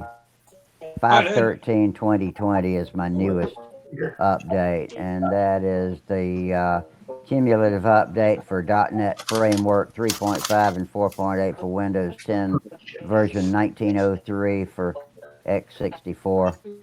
Knowledge base is 455.2931. That's same for me. Yeah. Now you can go to that KB, you can go to that knowledge base and read about it. People will be talking about it if it's a problem. Can I ask what's the right amount of throw for up and down on an elevator, like for a reasonable stunt flying? Well, you really need more than 20 degrees, but it's nice to have a little emergency extra built in. You know, like they used to build a ringmasters, what about 45 dadgum degrees, and you never needed that much. Well, but this one here goes to 90 like that. Like that's way too much, right? That'll stall you right down in the middle of it. Yeah. yeah, that'll blow the air right off of it. You don't 37 need more than degrees. 15 or 20 degrees for stunts. Right about there.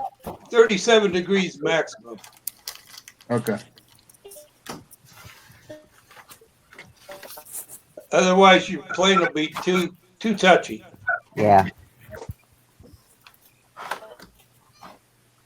Ringmasters are famous for huge throws. When we were kids and back in the 50s flying those, we'd set them up so they'd have 90 degrees, thinking, boy, that'll really make it turn. you go in here and you hit it hard and you just stop. Air brakes, yeah. But anything over 25, I think, becomes a draggy thing. I agree with you. It's not really going to turn. Probably 25 max. 25? I think so. Maximum, I think, yeah. Yeah. When if you I get built 25, 30 degrees is more than enough.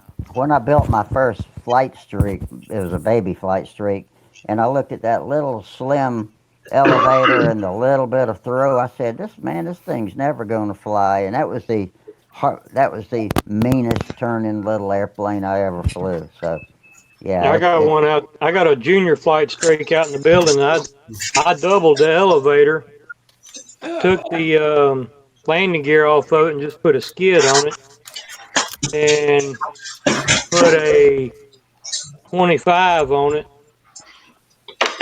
and the trees were just a blur. Yeah. That damn thing would fly, and I went to snap a wing over, and the upline broke.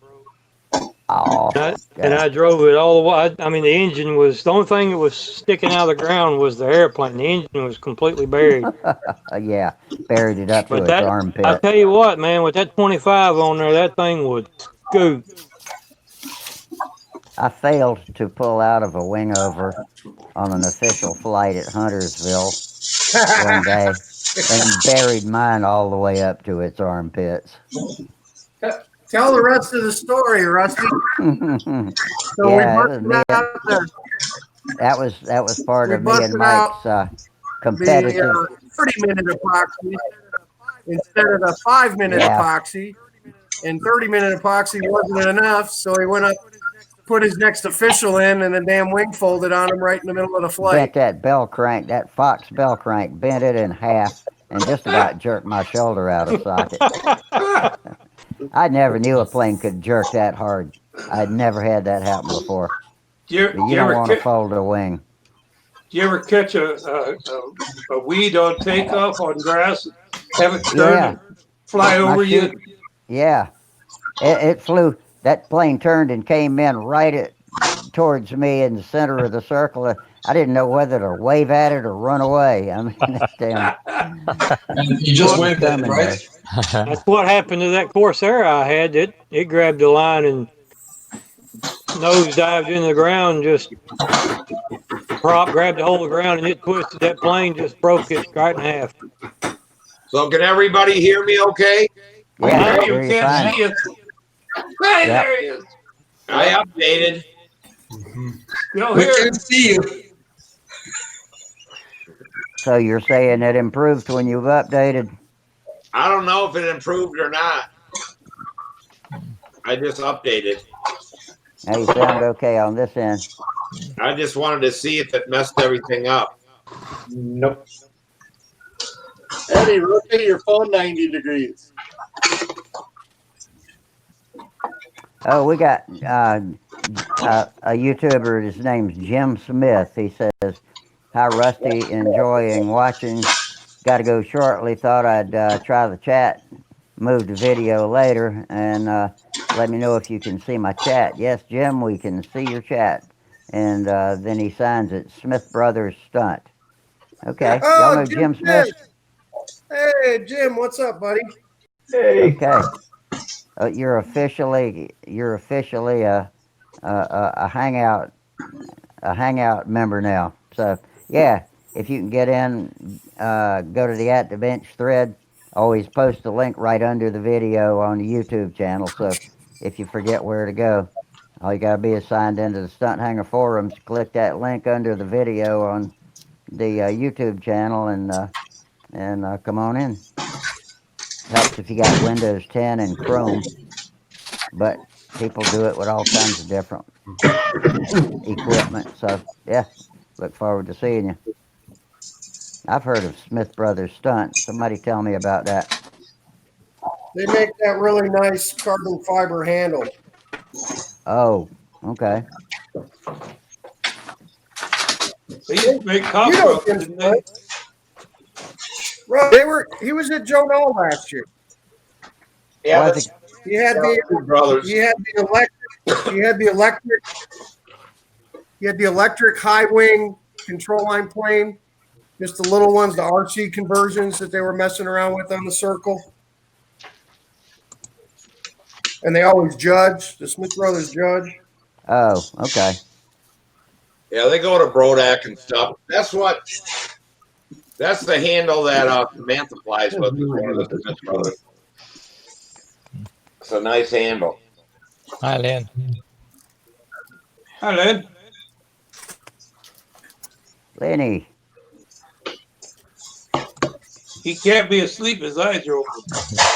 Well, Yeah, I wouldn't he's know not- he was here if I didn't hear y'all speak to him. He keeps trying to come in and it keeps going gray and then he's gone. There he goes.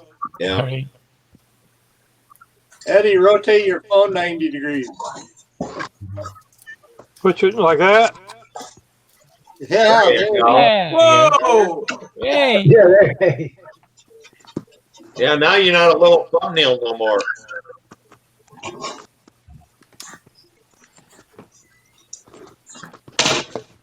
God darn it. I need to get me a mouse. I guess you can probably get a Bluetooth mouse for these little tablets. I keep picking up my mouse for the big computer and trying to work the tablet with it, but for some reason that doesn't work. Eddie's having a good time. I guess it's harder to keep it. I'm trying to get this damn thing set up where I don't have to hold it. Oh my God, he's got tape and paper all over the wings now too.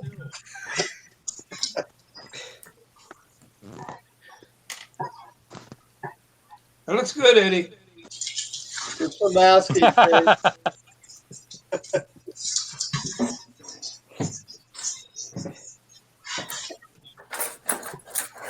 Did you put any paint on the nose at all, Brian? Yes. It's black. Look. Whoa. Oh yeah. Oh, that looks nice.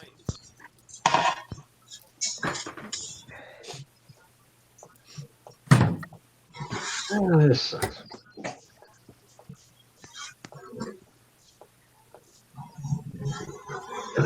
I'm taking the mask off the wing now. An ABC cylinder and piston, and I have absolutely no clue what it's for. What's? I bought it. I think I got it from Randy, but I have no clue what it's for. What's do you know the dimensions on it? No. That's what I was about to say. Get the measurements and send it to him 40. and ask It's him. gotta be a 40. I don't believe it's for my 46. I have no clue. Well, he was selling some new piston aligners for the 46. Yeah, no idea. Looks like a piston aligner to me. I think you're right. A piston or a liar? Yeah, but It's not electric. This doesn't need one. I just don't know why I would. I'm gonna have to send him a picture or something to see. Hey, Randy, is this yours? What's it for? Have a good night, guys. Hey, who's that? Who said that? Good night. You can't go to sleep. I think. Oh, good night, Tom. I gotta go to work tomorrow. All right, Work. 4-letter words. It's a family. work. Yeah, that worked too.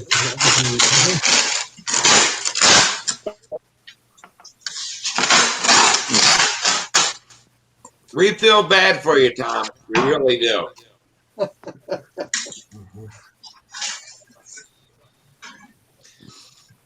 You guys realize we have more retired people in our club than actually people that work? I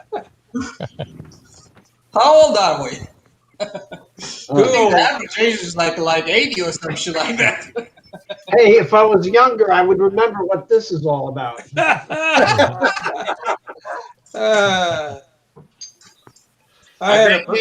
bet you though you really needed it bad at one time. I had a birthday a couple of weeks ago.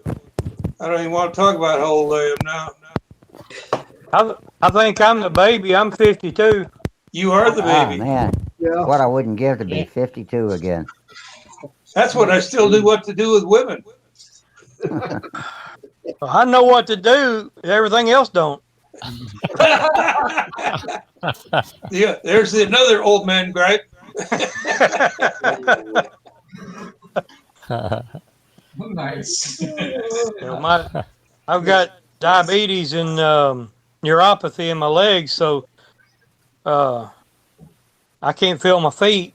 So when I walk around, it's like I got a corn cob up my butt or something. So I don't know if y'all familiar with neuropathy, but it's a oh yeah, nerve damage, and Yeah, it feels like your feet are asleep all the time. Yeah, mine feels like I'm walking on rocks. Yeah, mine's just numb. It feels swollen all the time. You look down there, and I one of these days I'm gonna look down there, and my toes are gonna be black. Be like my father-in-law. Yeah, that's all right. We They'll had a cut 'em guy off. at work. He had to have both of his feet removed because Oh, of that. come on, dudes. Let's get off of this now. Yeah, right. No, but it's that serious. I know. You get gangrene from that shit. Yeah. When they start turning black. Well, that's what they talk about for diabetics.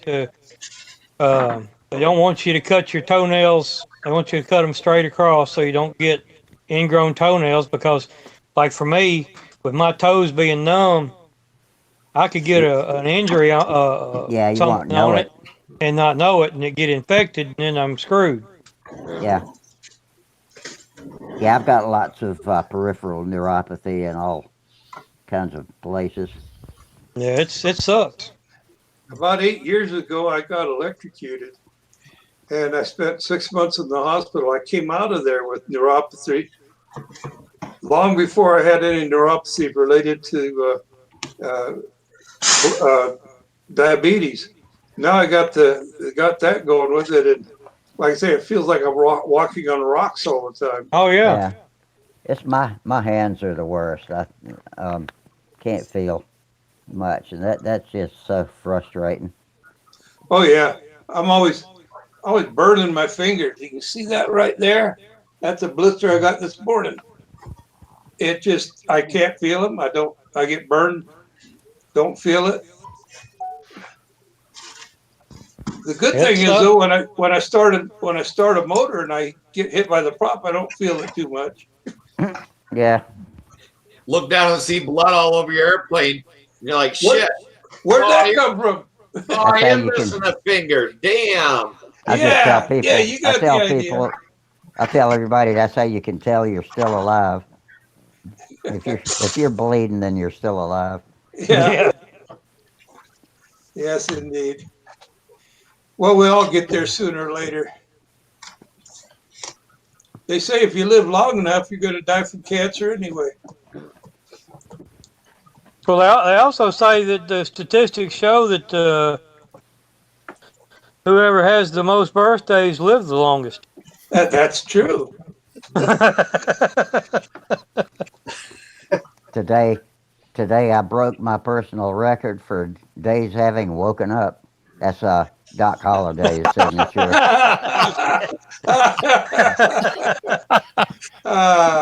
He's quite a character.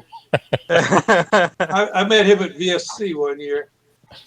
Boy, he was enthusiastic. I've never met him.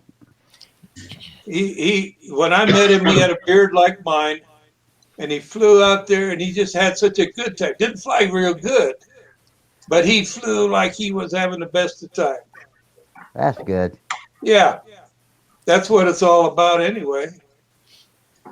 Yes, my aunt just turned 100 years old, and they found out she has some kind of blood cancer.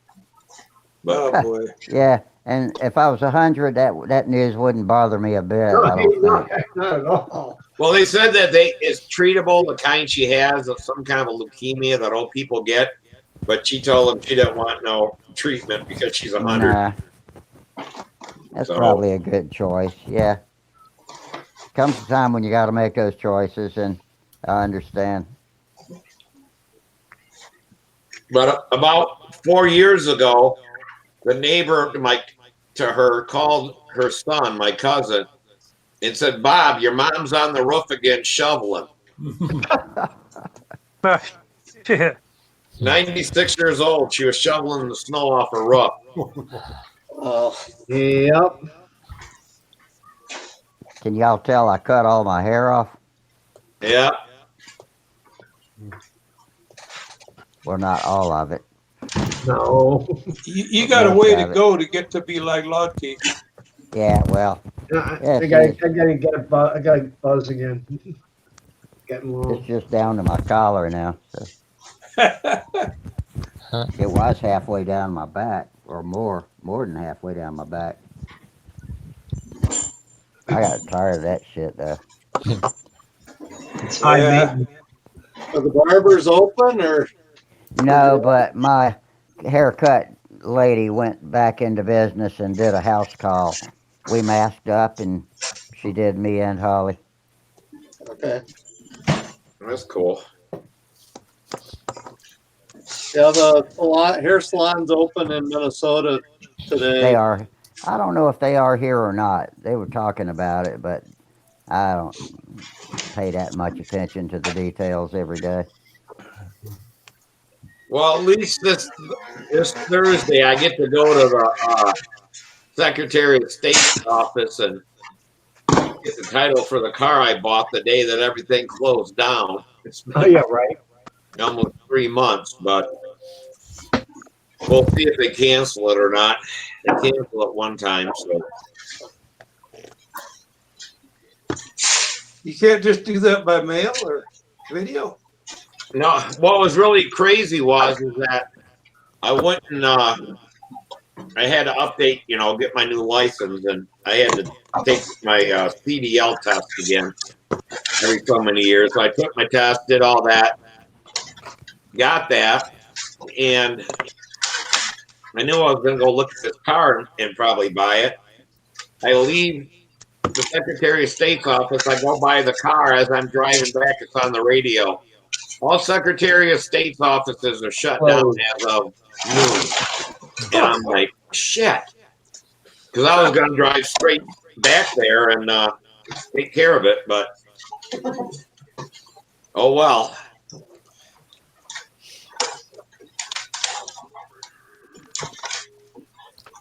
Oh, I want to say something, but I'm not going to do it. Hey, the thing is in Florida, if you don't turn around and get your title within 30 days or have it transferred, you have to pay a $27 penalty. You do here too, but they waive that because of same thing with your driver's license, except CDL. If you didn't get it and your CDL's up, you cannot drive. The regular driver's license, tags, all that are pushed off until July 14th or 16th or something like that. Huh.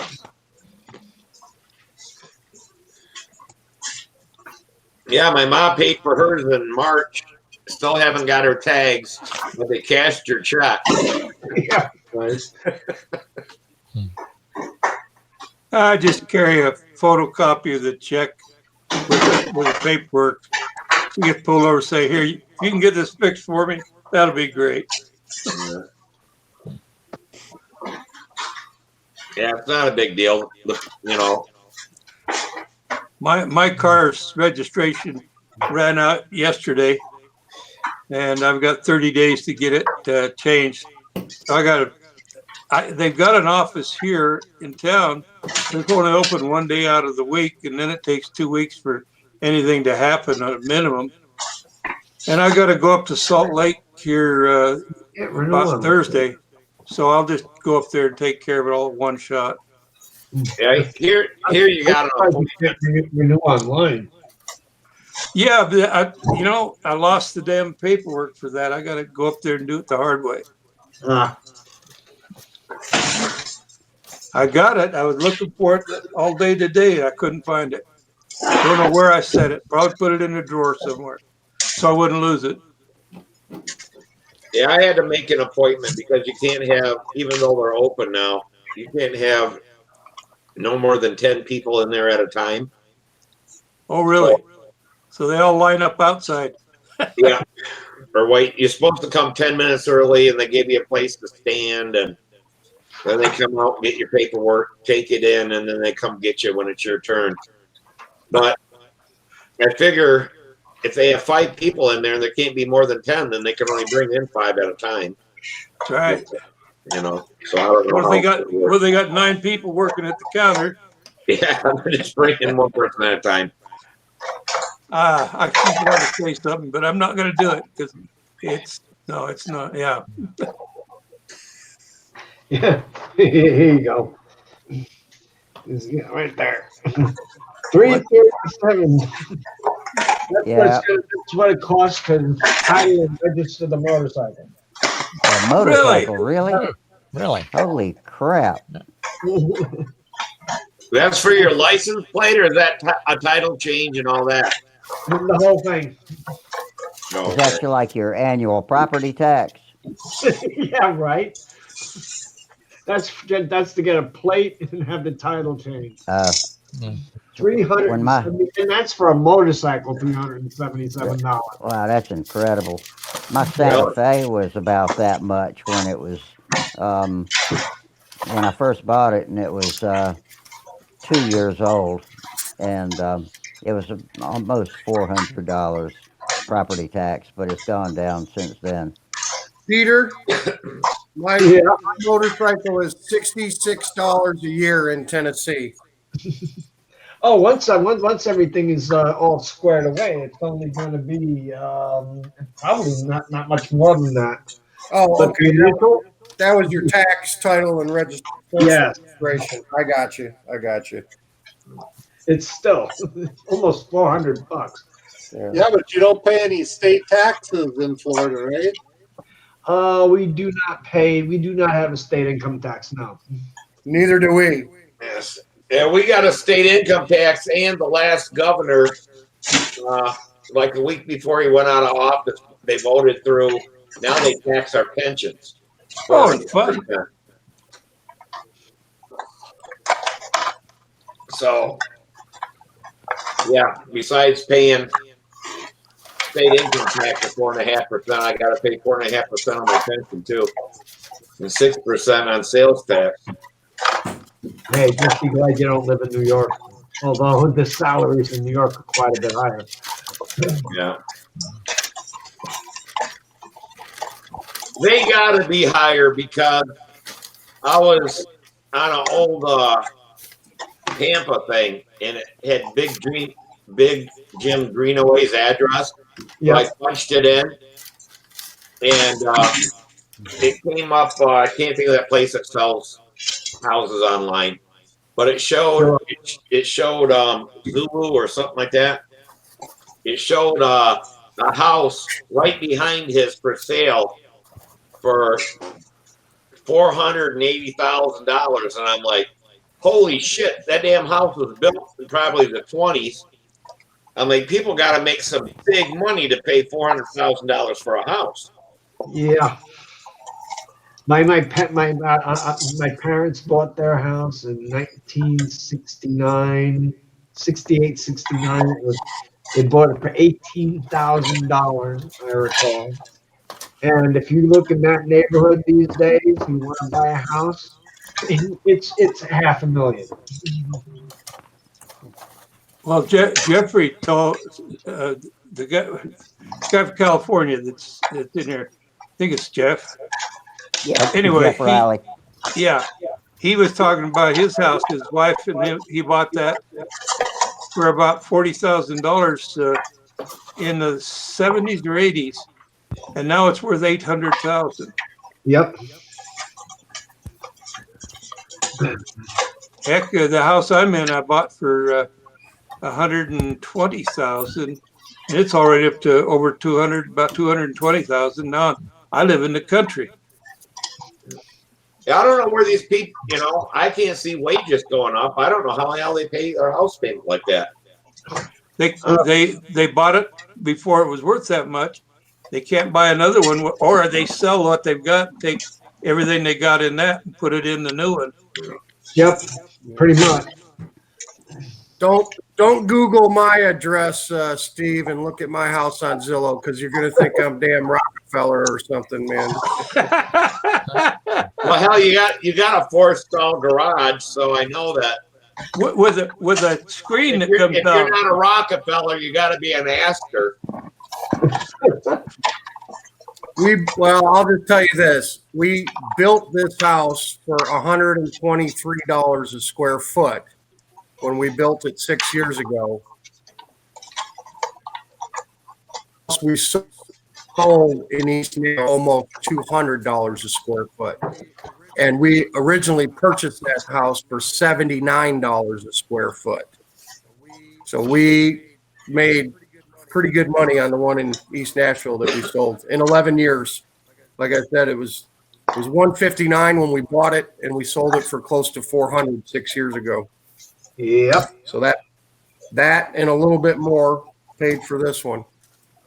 But and like I said, we were coming out of the economic downturn, so I built this place for $123 a square foot, and even stuff that was being sold in here was like $130, $135 a square foot. So we just made the right choice at the right time. Now it's done nothing but appreciate even more in the 6 years we've been here. It would probably cost $150, $160 a square foot to build a house today. Would be my guess. But back then, labor was cheap. Guys all really wanted to work. Well, here it's the land that's went up so much.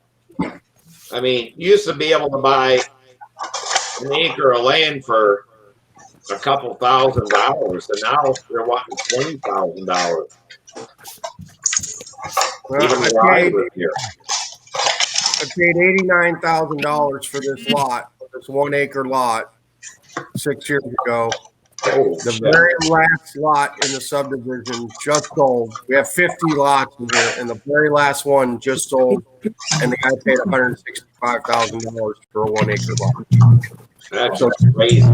Just in 6 years, it's gone up by a margin of half. Yep. That's why I don't understand how in the hell these people afford buying a house anymore. I mean, it's like, where the hell you work? Being educated. That's like in 1987, I bought a brand new pickup truck for $6,500. They basically that's what caused the whole big crash on Wall Street. And all these banks and these so-called mortgage companies turn around and figured, oh, geez, we can sell mortgages and just sell mortgages to people for next to nothing with no background checks. And they got people to overextend, because the money was so damn cheap, because they figured, oh, geez, we can turn around and then resell that debt consolidate, resell that debt. And then all of a sudden it turned around. It's like, oh, Jesus, we sold more than we can possibly support. And everything went belly up. Very true. Yeah, I went and looked at new trucks just for a minute. Then I said, I ain't no damn way. Well, Rusty, you got your spaceship off. Yeah, I sure did. Yeah. It was a thing of beauty. Man, what a beautiful machine too, and it's so sleek and elegant. It looks like an escape pod or a mini shuttle from the Enterprise D or something. It's just nothing like the old patchwork stuff with Velcro and duct tape all over the walls that you see on the NASA equipment. Hold on a second. I gotta share this for a second. But yeah, I mean that thing is something. I mean, this thing, it's privately owned. The only person who owns their own spaceship. Yeah. Oh, I gotta share this for a moment. That's my parents' old house. This thing behind the tree, right? It's in Whitestone, Queens, in New York. Look at what it estimates at. Whoa! $1 million. $1 million. That house was built in 1909. 1,600 square feet. Holy shit. Yep. That's my parents' old house. The house was built in 1909. It was the first one of the first houses in the neighborhood. It was an old farmhouse. $1 million. 1,600 square feet, 2 bedrooms. Well, has anybody ever lived in New York? No, but every time I've been to New York, I always said if I lived in New York, I'd move. Well, I'll just tell you this little story without mentioning any names of anything, but we have a very good friend, a female, who is the chief executive officer of a major, let's just say, home food delivery system company. And she moved from San Francisco to New York 2 years ago in a 1,400 square foot apartment. Cost her $1.4 million. Yep. And she's still 3 blocks from Central Park. But she paid $1.4 million for a 1,400 square foot apartment. It's probably got like 1 bathroom and, just tiny little kitchen and stove. Yeah. Kitchenette. Yeah. Well, but in all fairness, she was on the West Coast for like 15 years and had a 2,000 square foot condo that she paid $500,000 for, and she sold that thing for almost $2 million in San Francisco. Yeah. Yeah. And at that level, man, and when you're making that kind of money and selling that kind of money, you don't blink an eye of moving from one coast to the other and spending $1 million if you just sold your last one for more than $1 million. You know? I had a friend that went to school with, and she grew up on our street, and she always said she was going to move to New York when she graduated high school. And we're like, yeah, okay. Well, sure as shit. She graduated high school within 2 or 3 weeks. She moved to New York. She's never had a driver's license. Don't need one. And she's got a huge apartment there in New York, and they're trying to talk her into selling it and moving back to Michigan. But they said it's worth millions because when she bought it in the 70s, it wasn't that expensive. Yep. But she can see Central Park from her apartment and all that kind of stuff. But oh, damn. Yeah, that's worth $1 million. Yeah. But when she went in the 70s, it wasn't that expensive. Well, it all depends because in New York definitely had a bad real estate time back in the 70s. Yeah, because she went there, she went to college. I don't know, she worked for some big firm there or whatever, but they're trying to talk her to come back. She says she's not gonna, that she loves New York. But well, it's basically like they said, it's the city that never sleeps. You can get up at 2 o'clock, 3 o'clock, 4 o'clock in the morning, and there's always something. If you're that type, when you're younger, of course you're that type. There's places to go, people to meet, things to do. But I just can't believe she's never had a driver's license. I'm like, no, you don't. You live without a driver's license. You don't need one. It's like in Hong Kong. You don't need a driver's license. You don't even want a driver's license. You wouldn't want to drive there. No. Mass transportation is like so it's like it's ubiquitous. I mean, there's no problem with mass transportation. Taxis are like, you just look over your shoulder and you have to fight the cabs off. I mean, you can walk. Basically, you can walk from the east side to the west side without even breaking a sweat. And actually, in some parts of Manhattan, if it's pouring rain, you never even have to go above ground. You can walk from the east side to the west side without even ever going outside. So it really doesn't pay. Well, yeah, she says she walks to work, and I don't know, there's restaurants and grocery stores and everything right around by her. So I've never been there. I'd like to see it though. Oh yeah, it's worth a visit. I mean, there's one thing. Geez, it's like one of the things that the wife and I miss a lot is you can go into Manhattan and we basically miss the Broadway shows. Because you turn around, you go down, you spend the day and just grab a Broadway show. Um, I've never been, people turn around because you used to live in New York. I've never been to the World. I've never been to the Empire State Building. I've never been to the Statue of Liberty. It's like once you live there, it's a lot of people just don't bother. But it is definitely a place to visit. It's just like it's like I said, the city never sleeps. Yeah, I want to go there one day just to see what it's like, but I don't think I'd want to live there either. But I don't know. I guess if you're used to it and that's what you like, then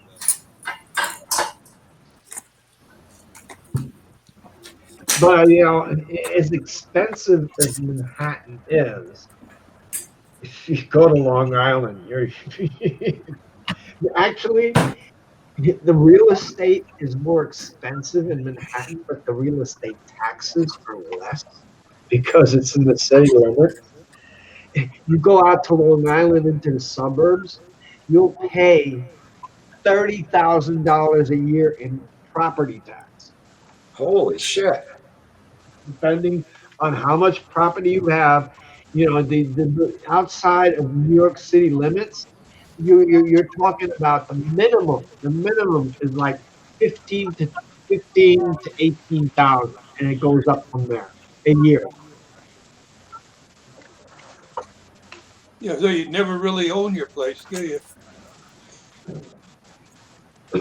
No, if you don't pay that, they'll take it away and show you who does own it.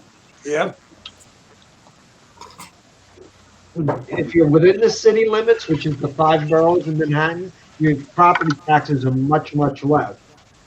But go outside to Nassau County, Suffolk, Westchester, like I said, you start at like 12 to 15,000, and it goes up from there a year.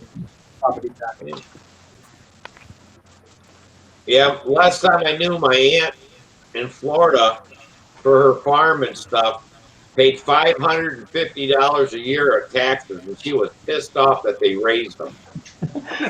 Yeah, right. Well, Gotta remember to renew that homesteaders. My taxes here run about $600-700 a year. But like I say, I'm out in a rural area. Yeah, that's what mine are. Mine's $637 a year. Yeah. Yeah, you don't get that break, do you? Because you moved there, unless you moved there in the 80s or something like that. You don't get the homestead. No, we get the homesteaders because we're both considered senior citizens. Oh, okay. Yeah, I know my uncle for his house, he pays $300 or $400 a year, but he's from, my dad was from Florida, but we don't get the breaks moving back. That people that were born there and stuff.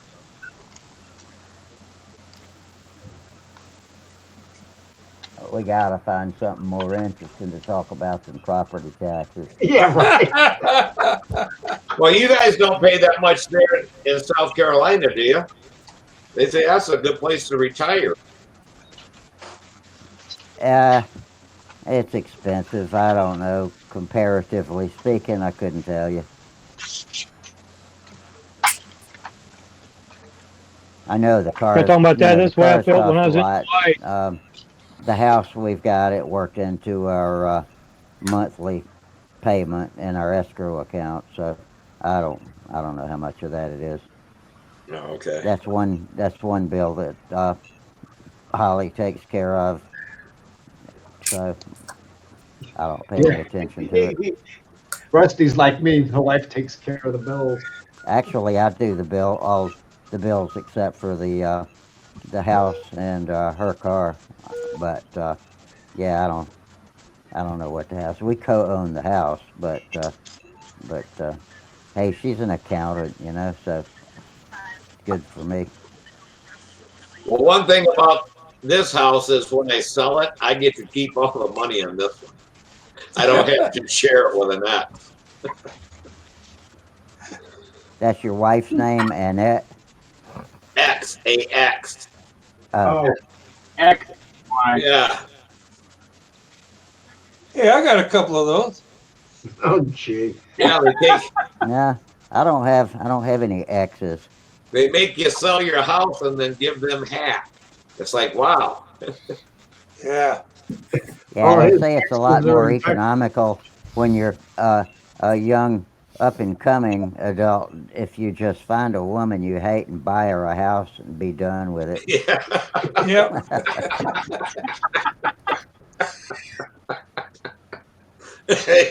Okay. He's got a chill.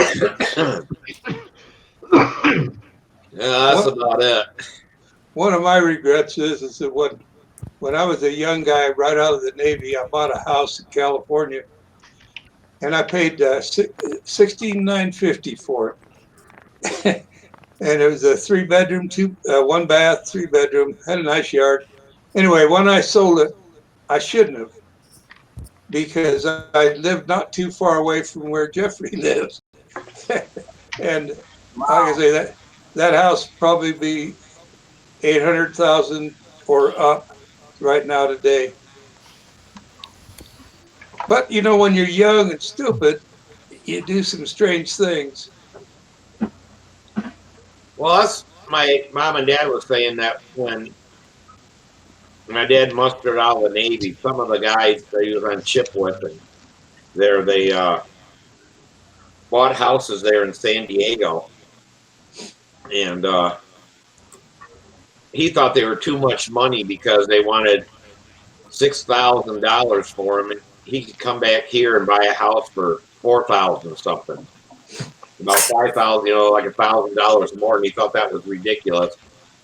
Well, one of the friends moved back, sold the house, and sold it for over $1 million. Yep. But the same house here that they bought probably sold for $100,000. I mean, that's $1,000 difference in price when they bought it in the early 50s, and what the thing went up to. When I lived in Alaska, I helped a friend of mine. He bought an old house that had been built in the 30s by one of the homesteaders. They brought a lot of people from the Midwest, had a homestead up there, and they brought a lot of dairy farmers, stuff like that. Anyways, so it was an old homestead house. We tore that thing down to the bare walls inside and rebuilt that thing. It was a nice house we got done. He had 5 acres of ground there, had his own well, a modern home by the time we got it done. And he was in it for like $35,000 total for the whole thing. I looked on there because I was kind of entertaining the idea of maybe moving back up there because I liked it up there. And like that house he was in was like close to $600,000 right now. And houses I knew where these houses were and that, and there wasn't anything under $350,000 for a little 2-bedroom shack.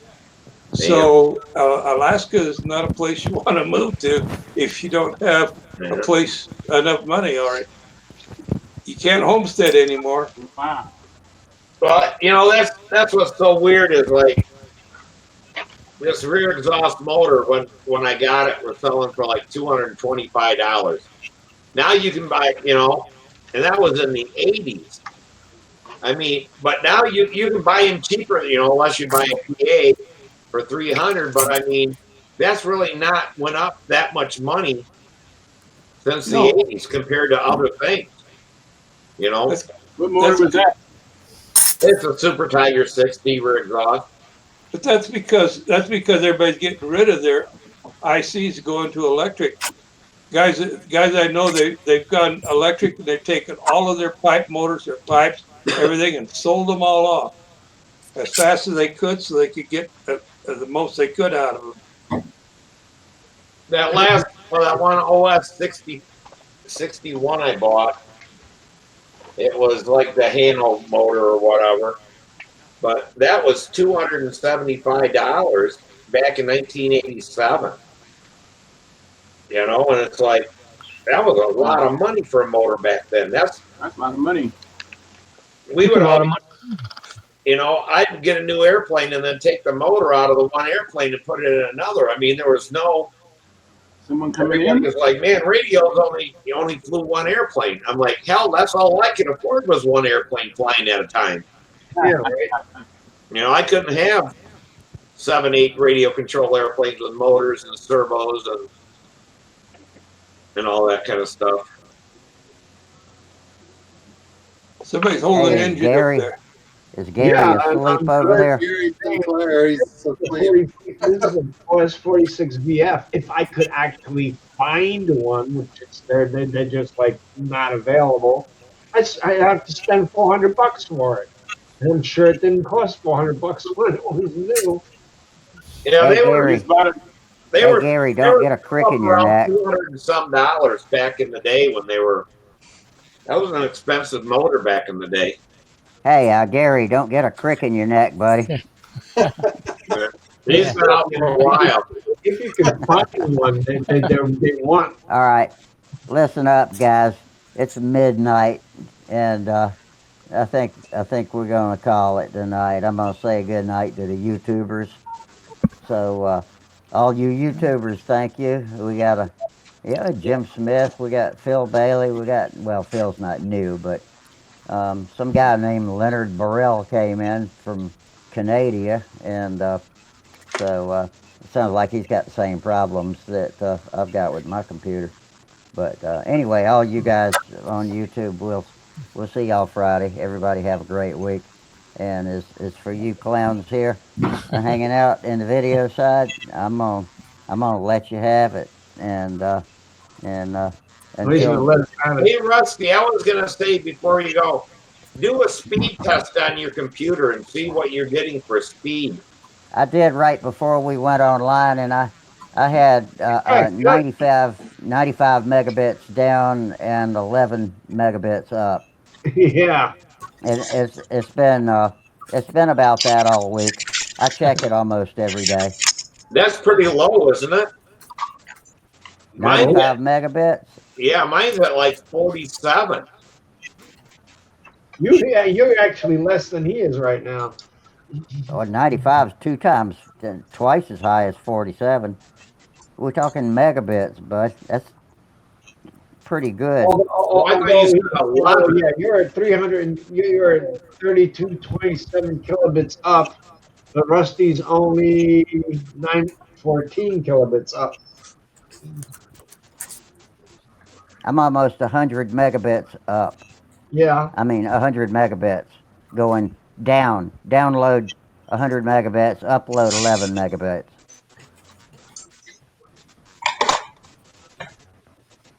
Uploading 11's not too bad. I'd like to have the same. You're green, so you're good. Check mine once. How What do does you mine say? Can you see what mine is? Well, all you have to do is scroll over your screen. Here at 1057 kilobits per second down, 32, 16 kilobits up. I can't hear you over Trayan. Hey, Trayan, hang on just a second. Hey, what's up? Oh, nothing. We were trying to listen, and you were Mute your over mic, noising Trayan. him. What was it, Pete, again? Okay, so you're one megabit down, 3 megabits up. Rusty is 3 megabits down, 1 megabit up. What is that representative of? That's just the video speed. I have no idea. I'm just scrolling over your tile, and I'm saying it says connection good, bit rate 35. 3 megabits, 3.5 megabits down, 1 megabit up, give or take. And right now, Yeah, that's not representative of our broadband connections. Steve is 1 megabit down, 3 megabits up. Yeah, something about 3 times over what yours is, Russ. Something's going on with yours then, Rusty. No, listen, that's not, I don't know what we're looking at with those numbers, but I'm running high bandwidth. I got 2 streams going right now, and they're both perfectly clear. You can't look at somebody else's bandwidth. I mean, what Peter's looking at might be representative of the video exchange, but I don't know anything. This is out of my realm of knowledge too. I don't have any idea what we're talking about here. But I do know that I've got a good connection to my cable system. 100 megabits download, 11 megabits Which means it's upload. not your cable system, it's something else. Yeah. It's probably your computer. I think it's a bad update. I'm gonna wait it out, see if Windows Update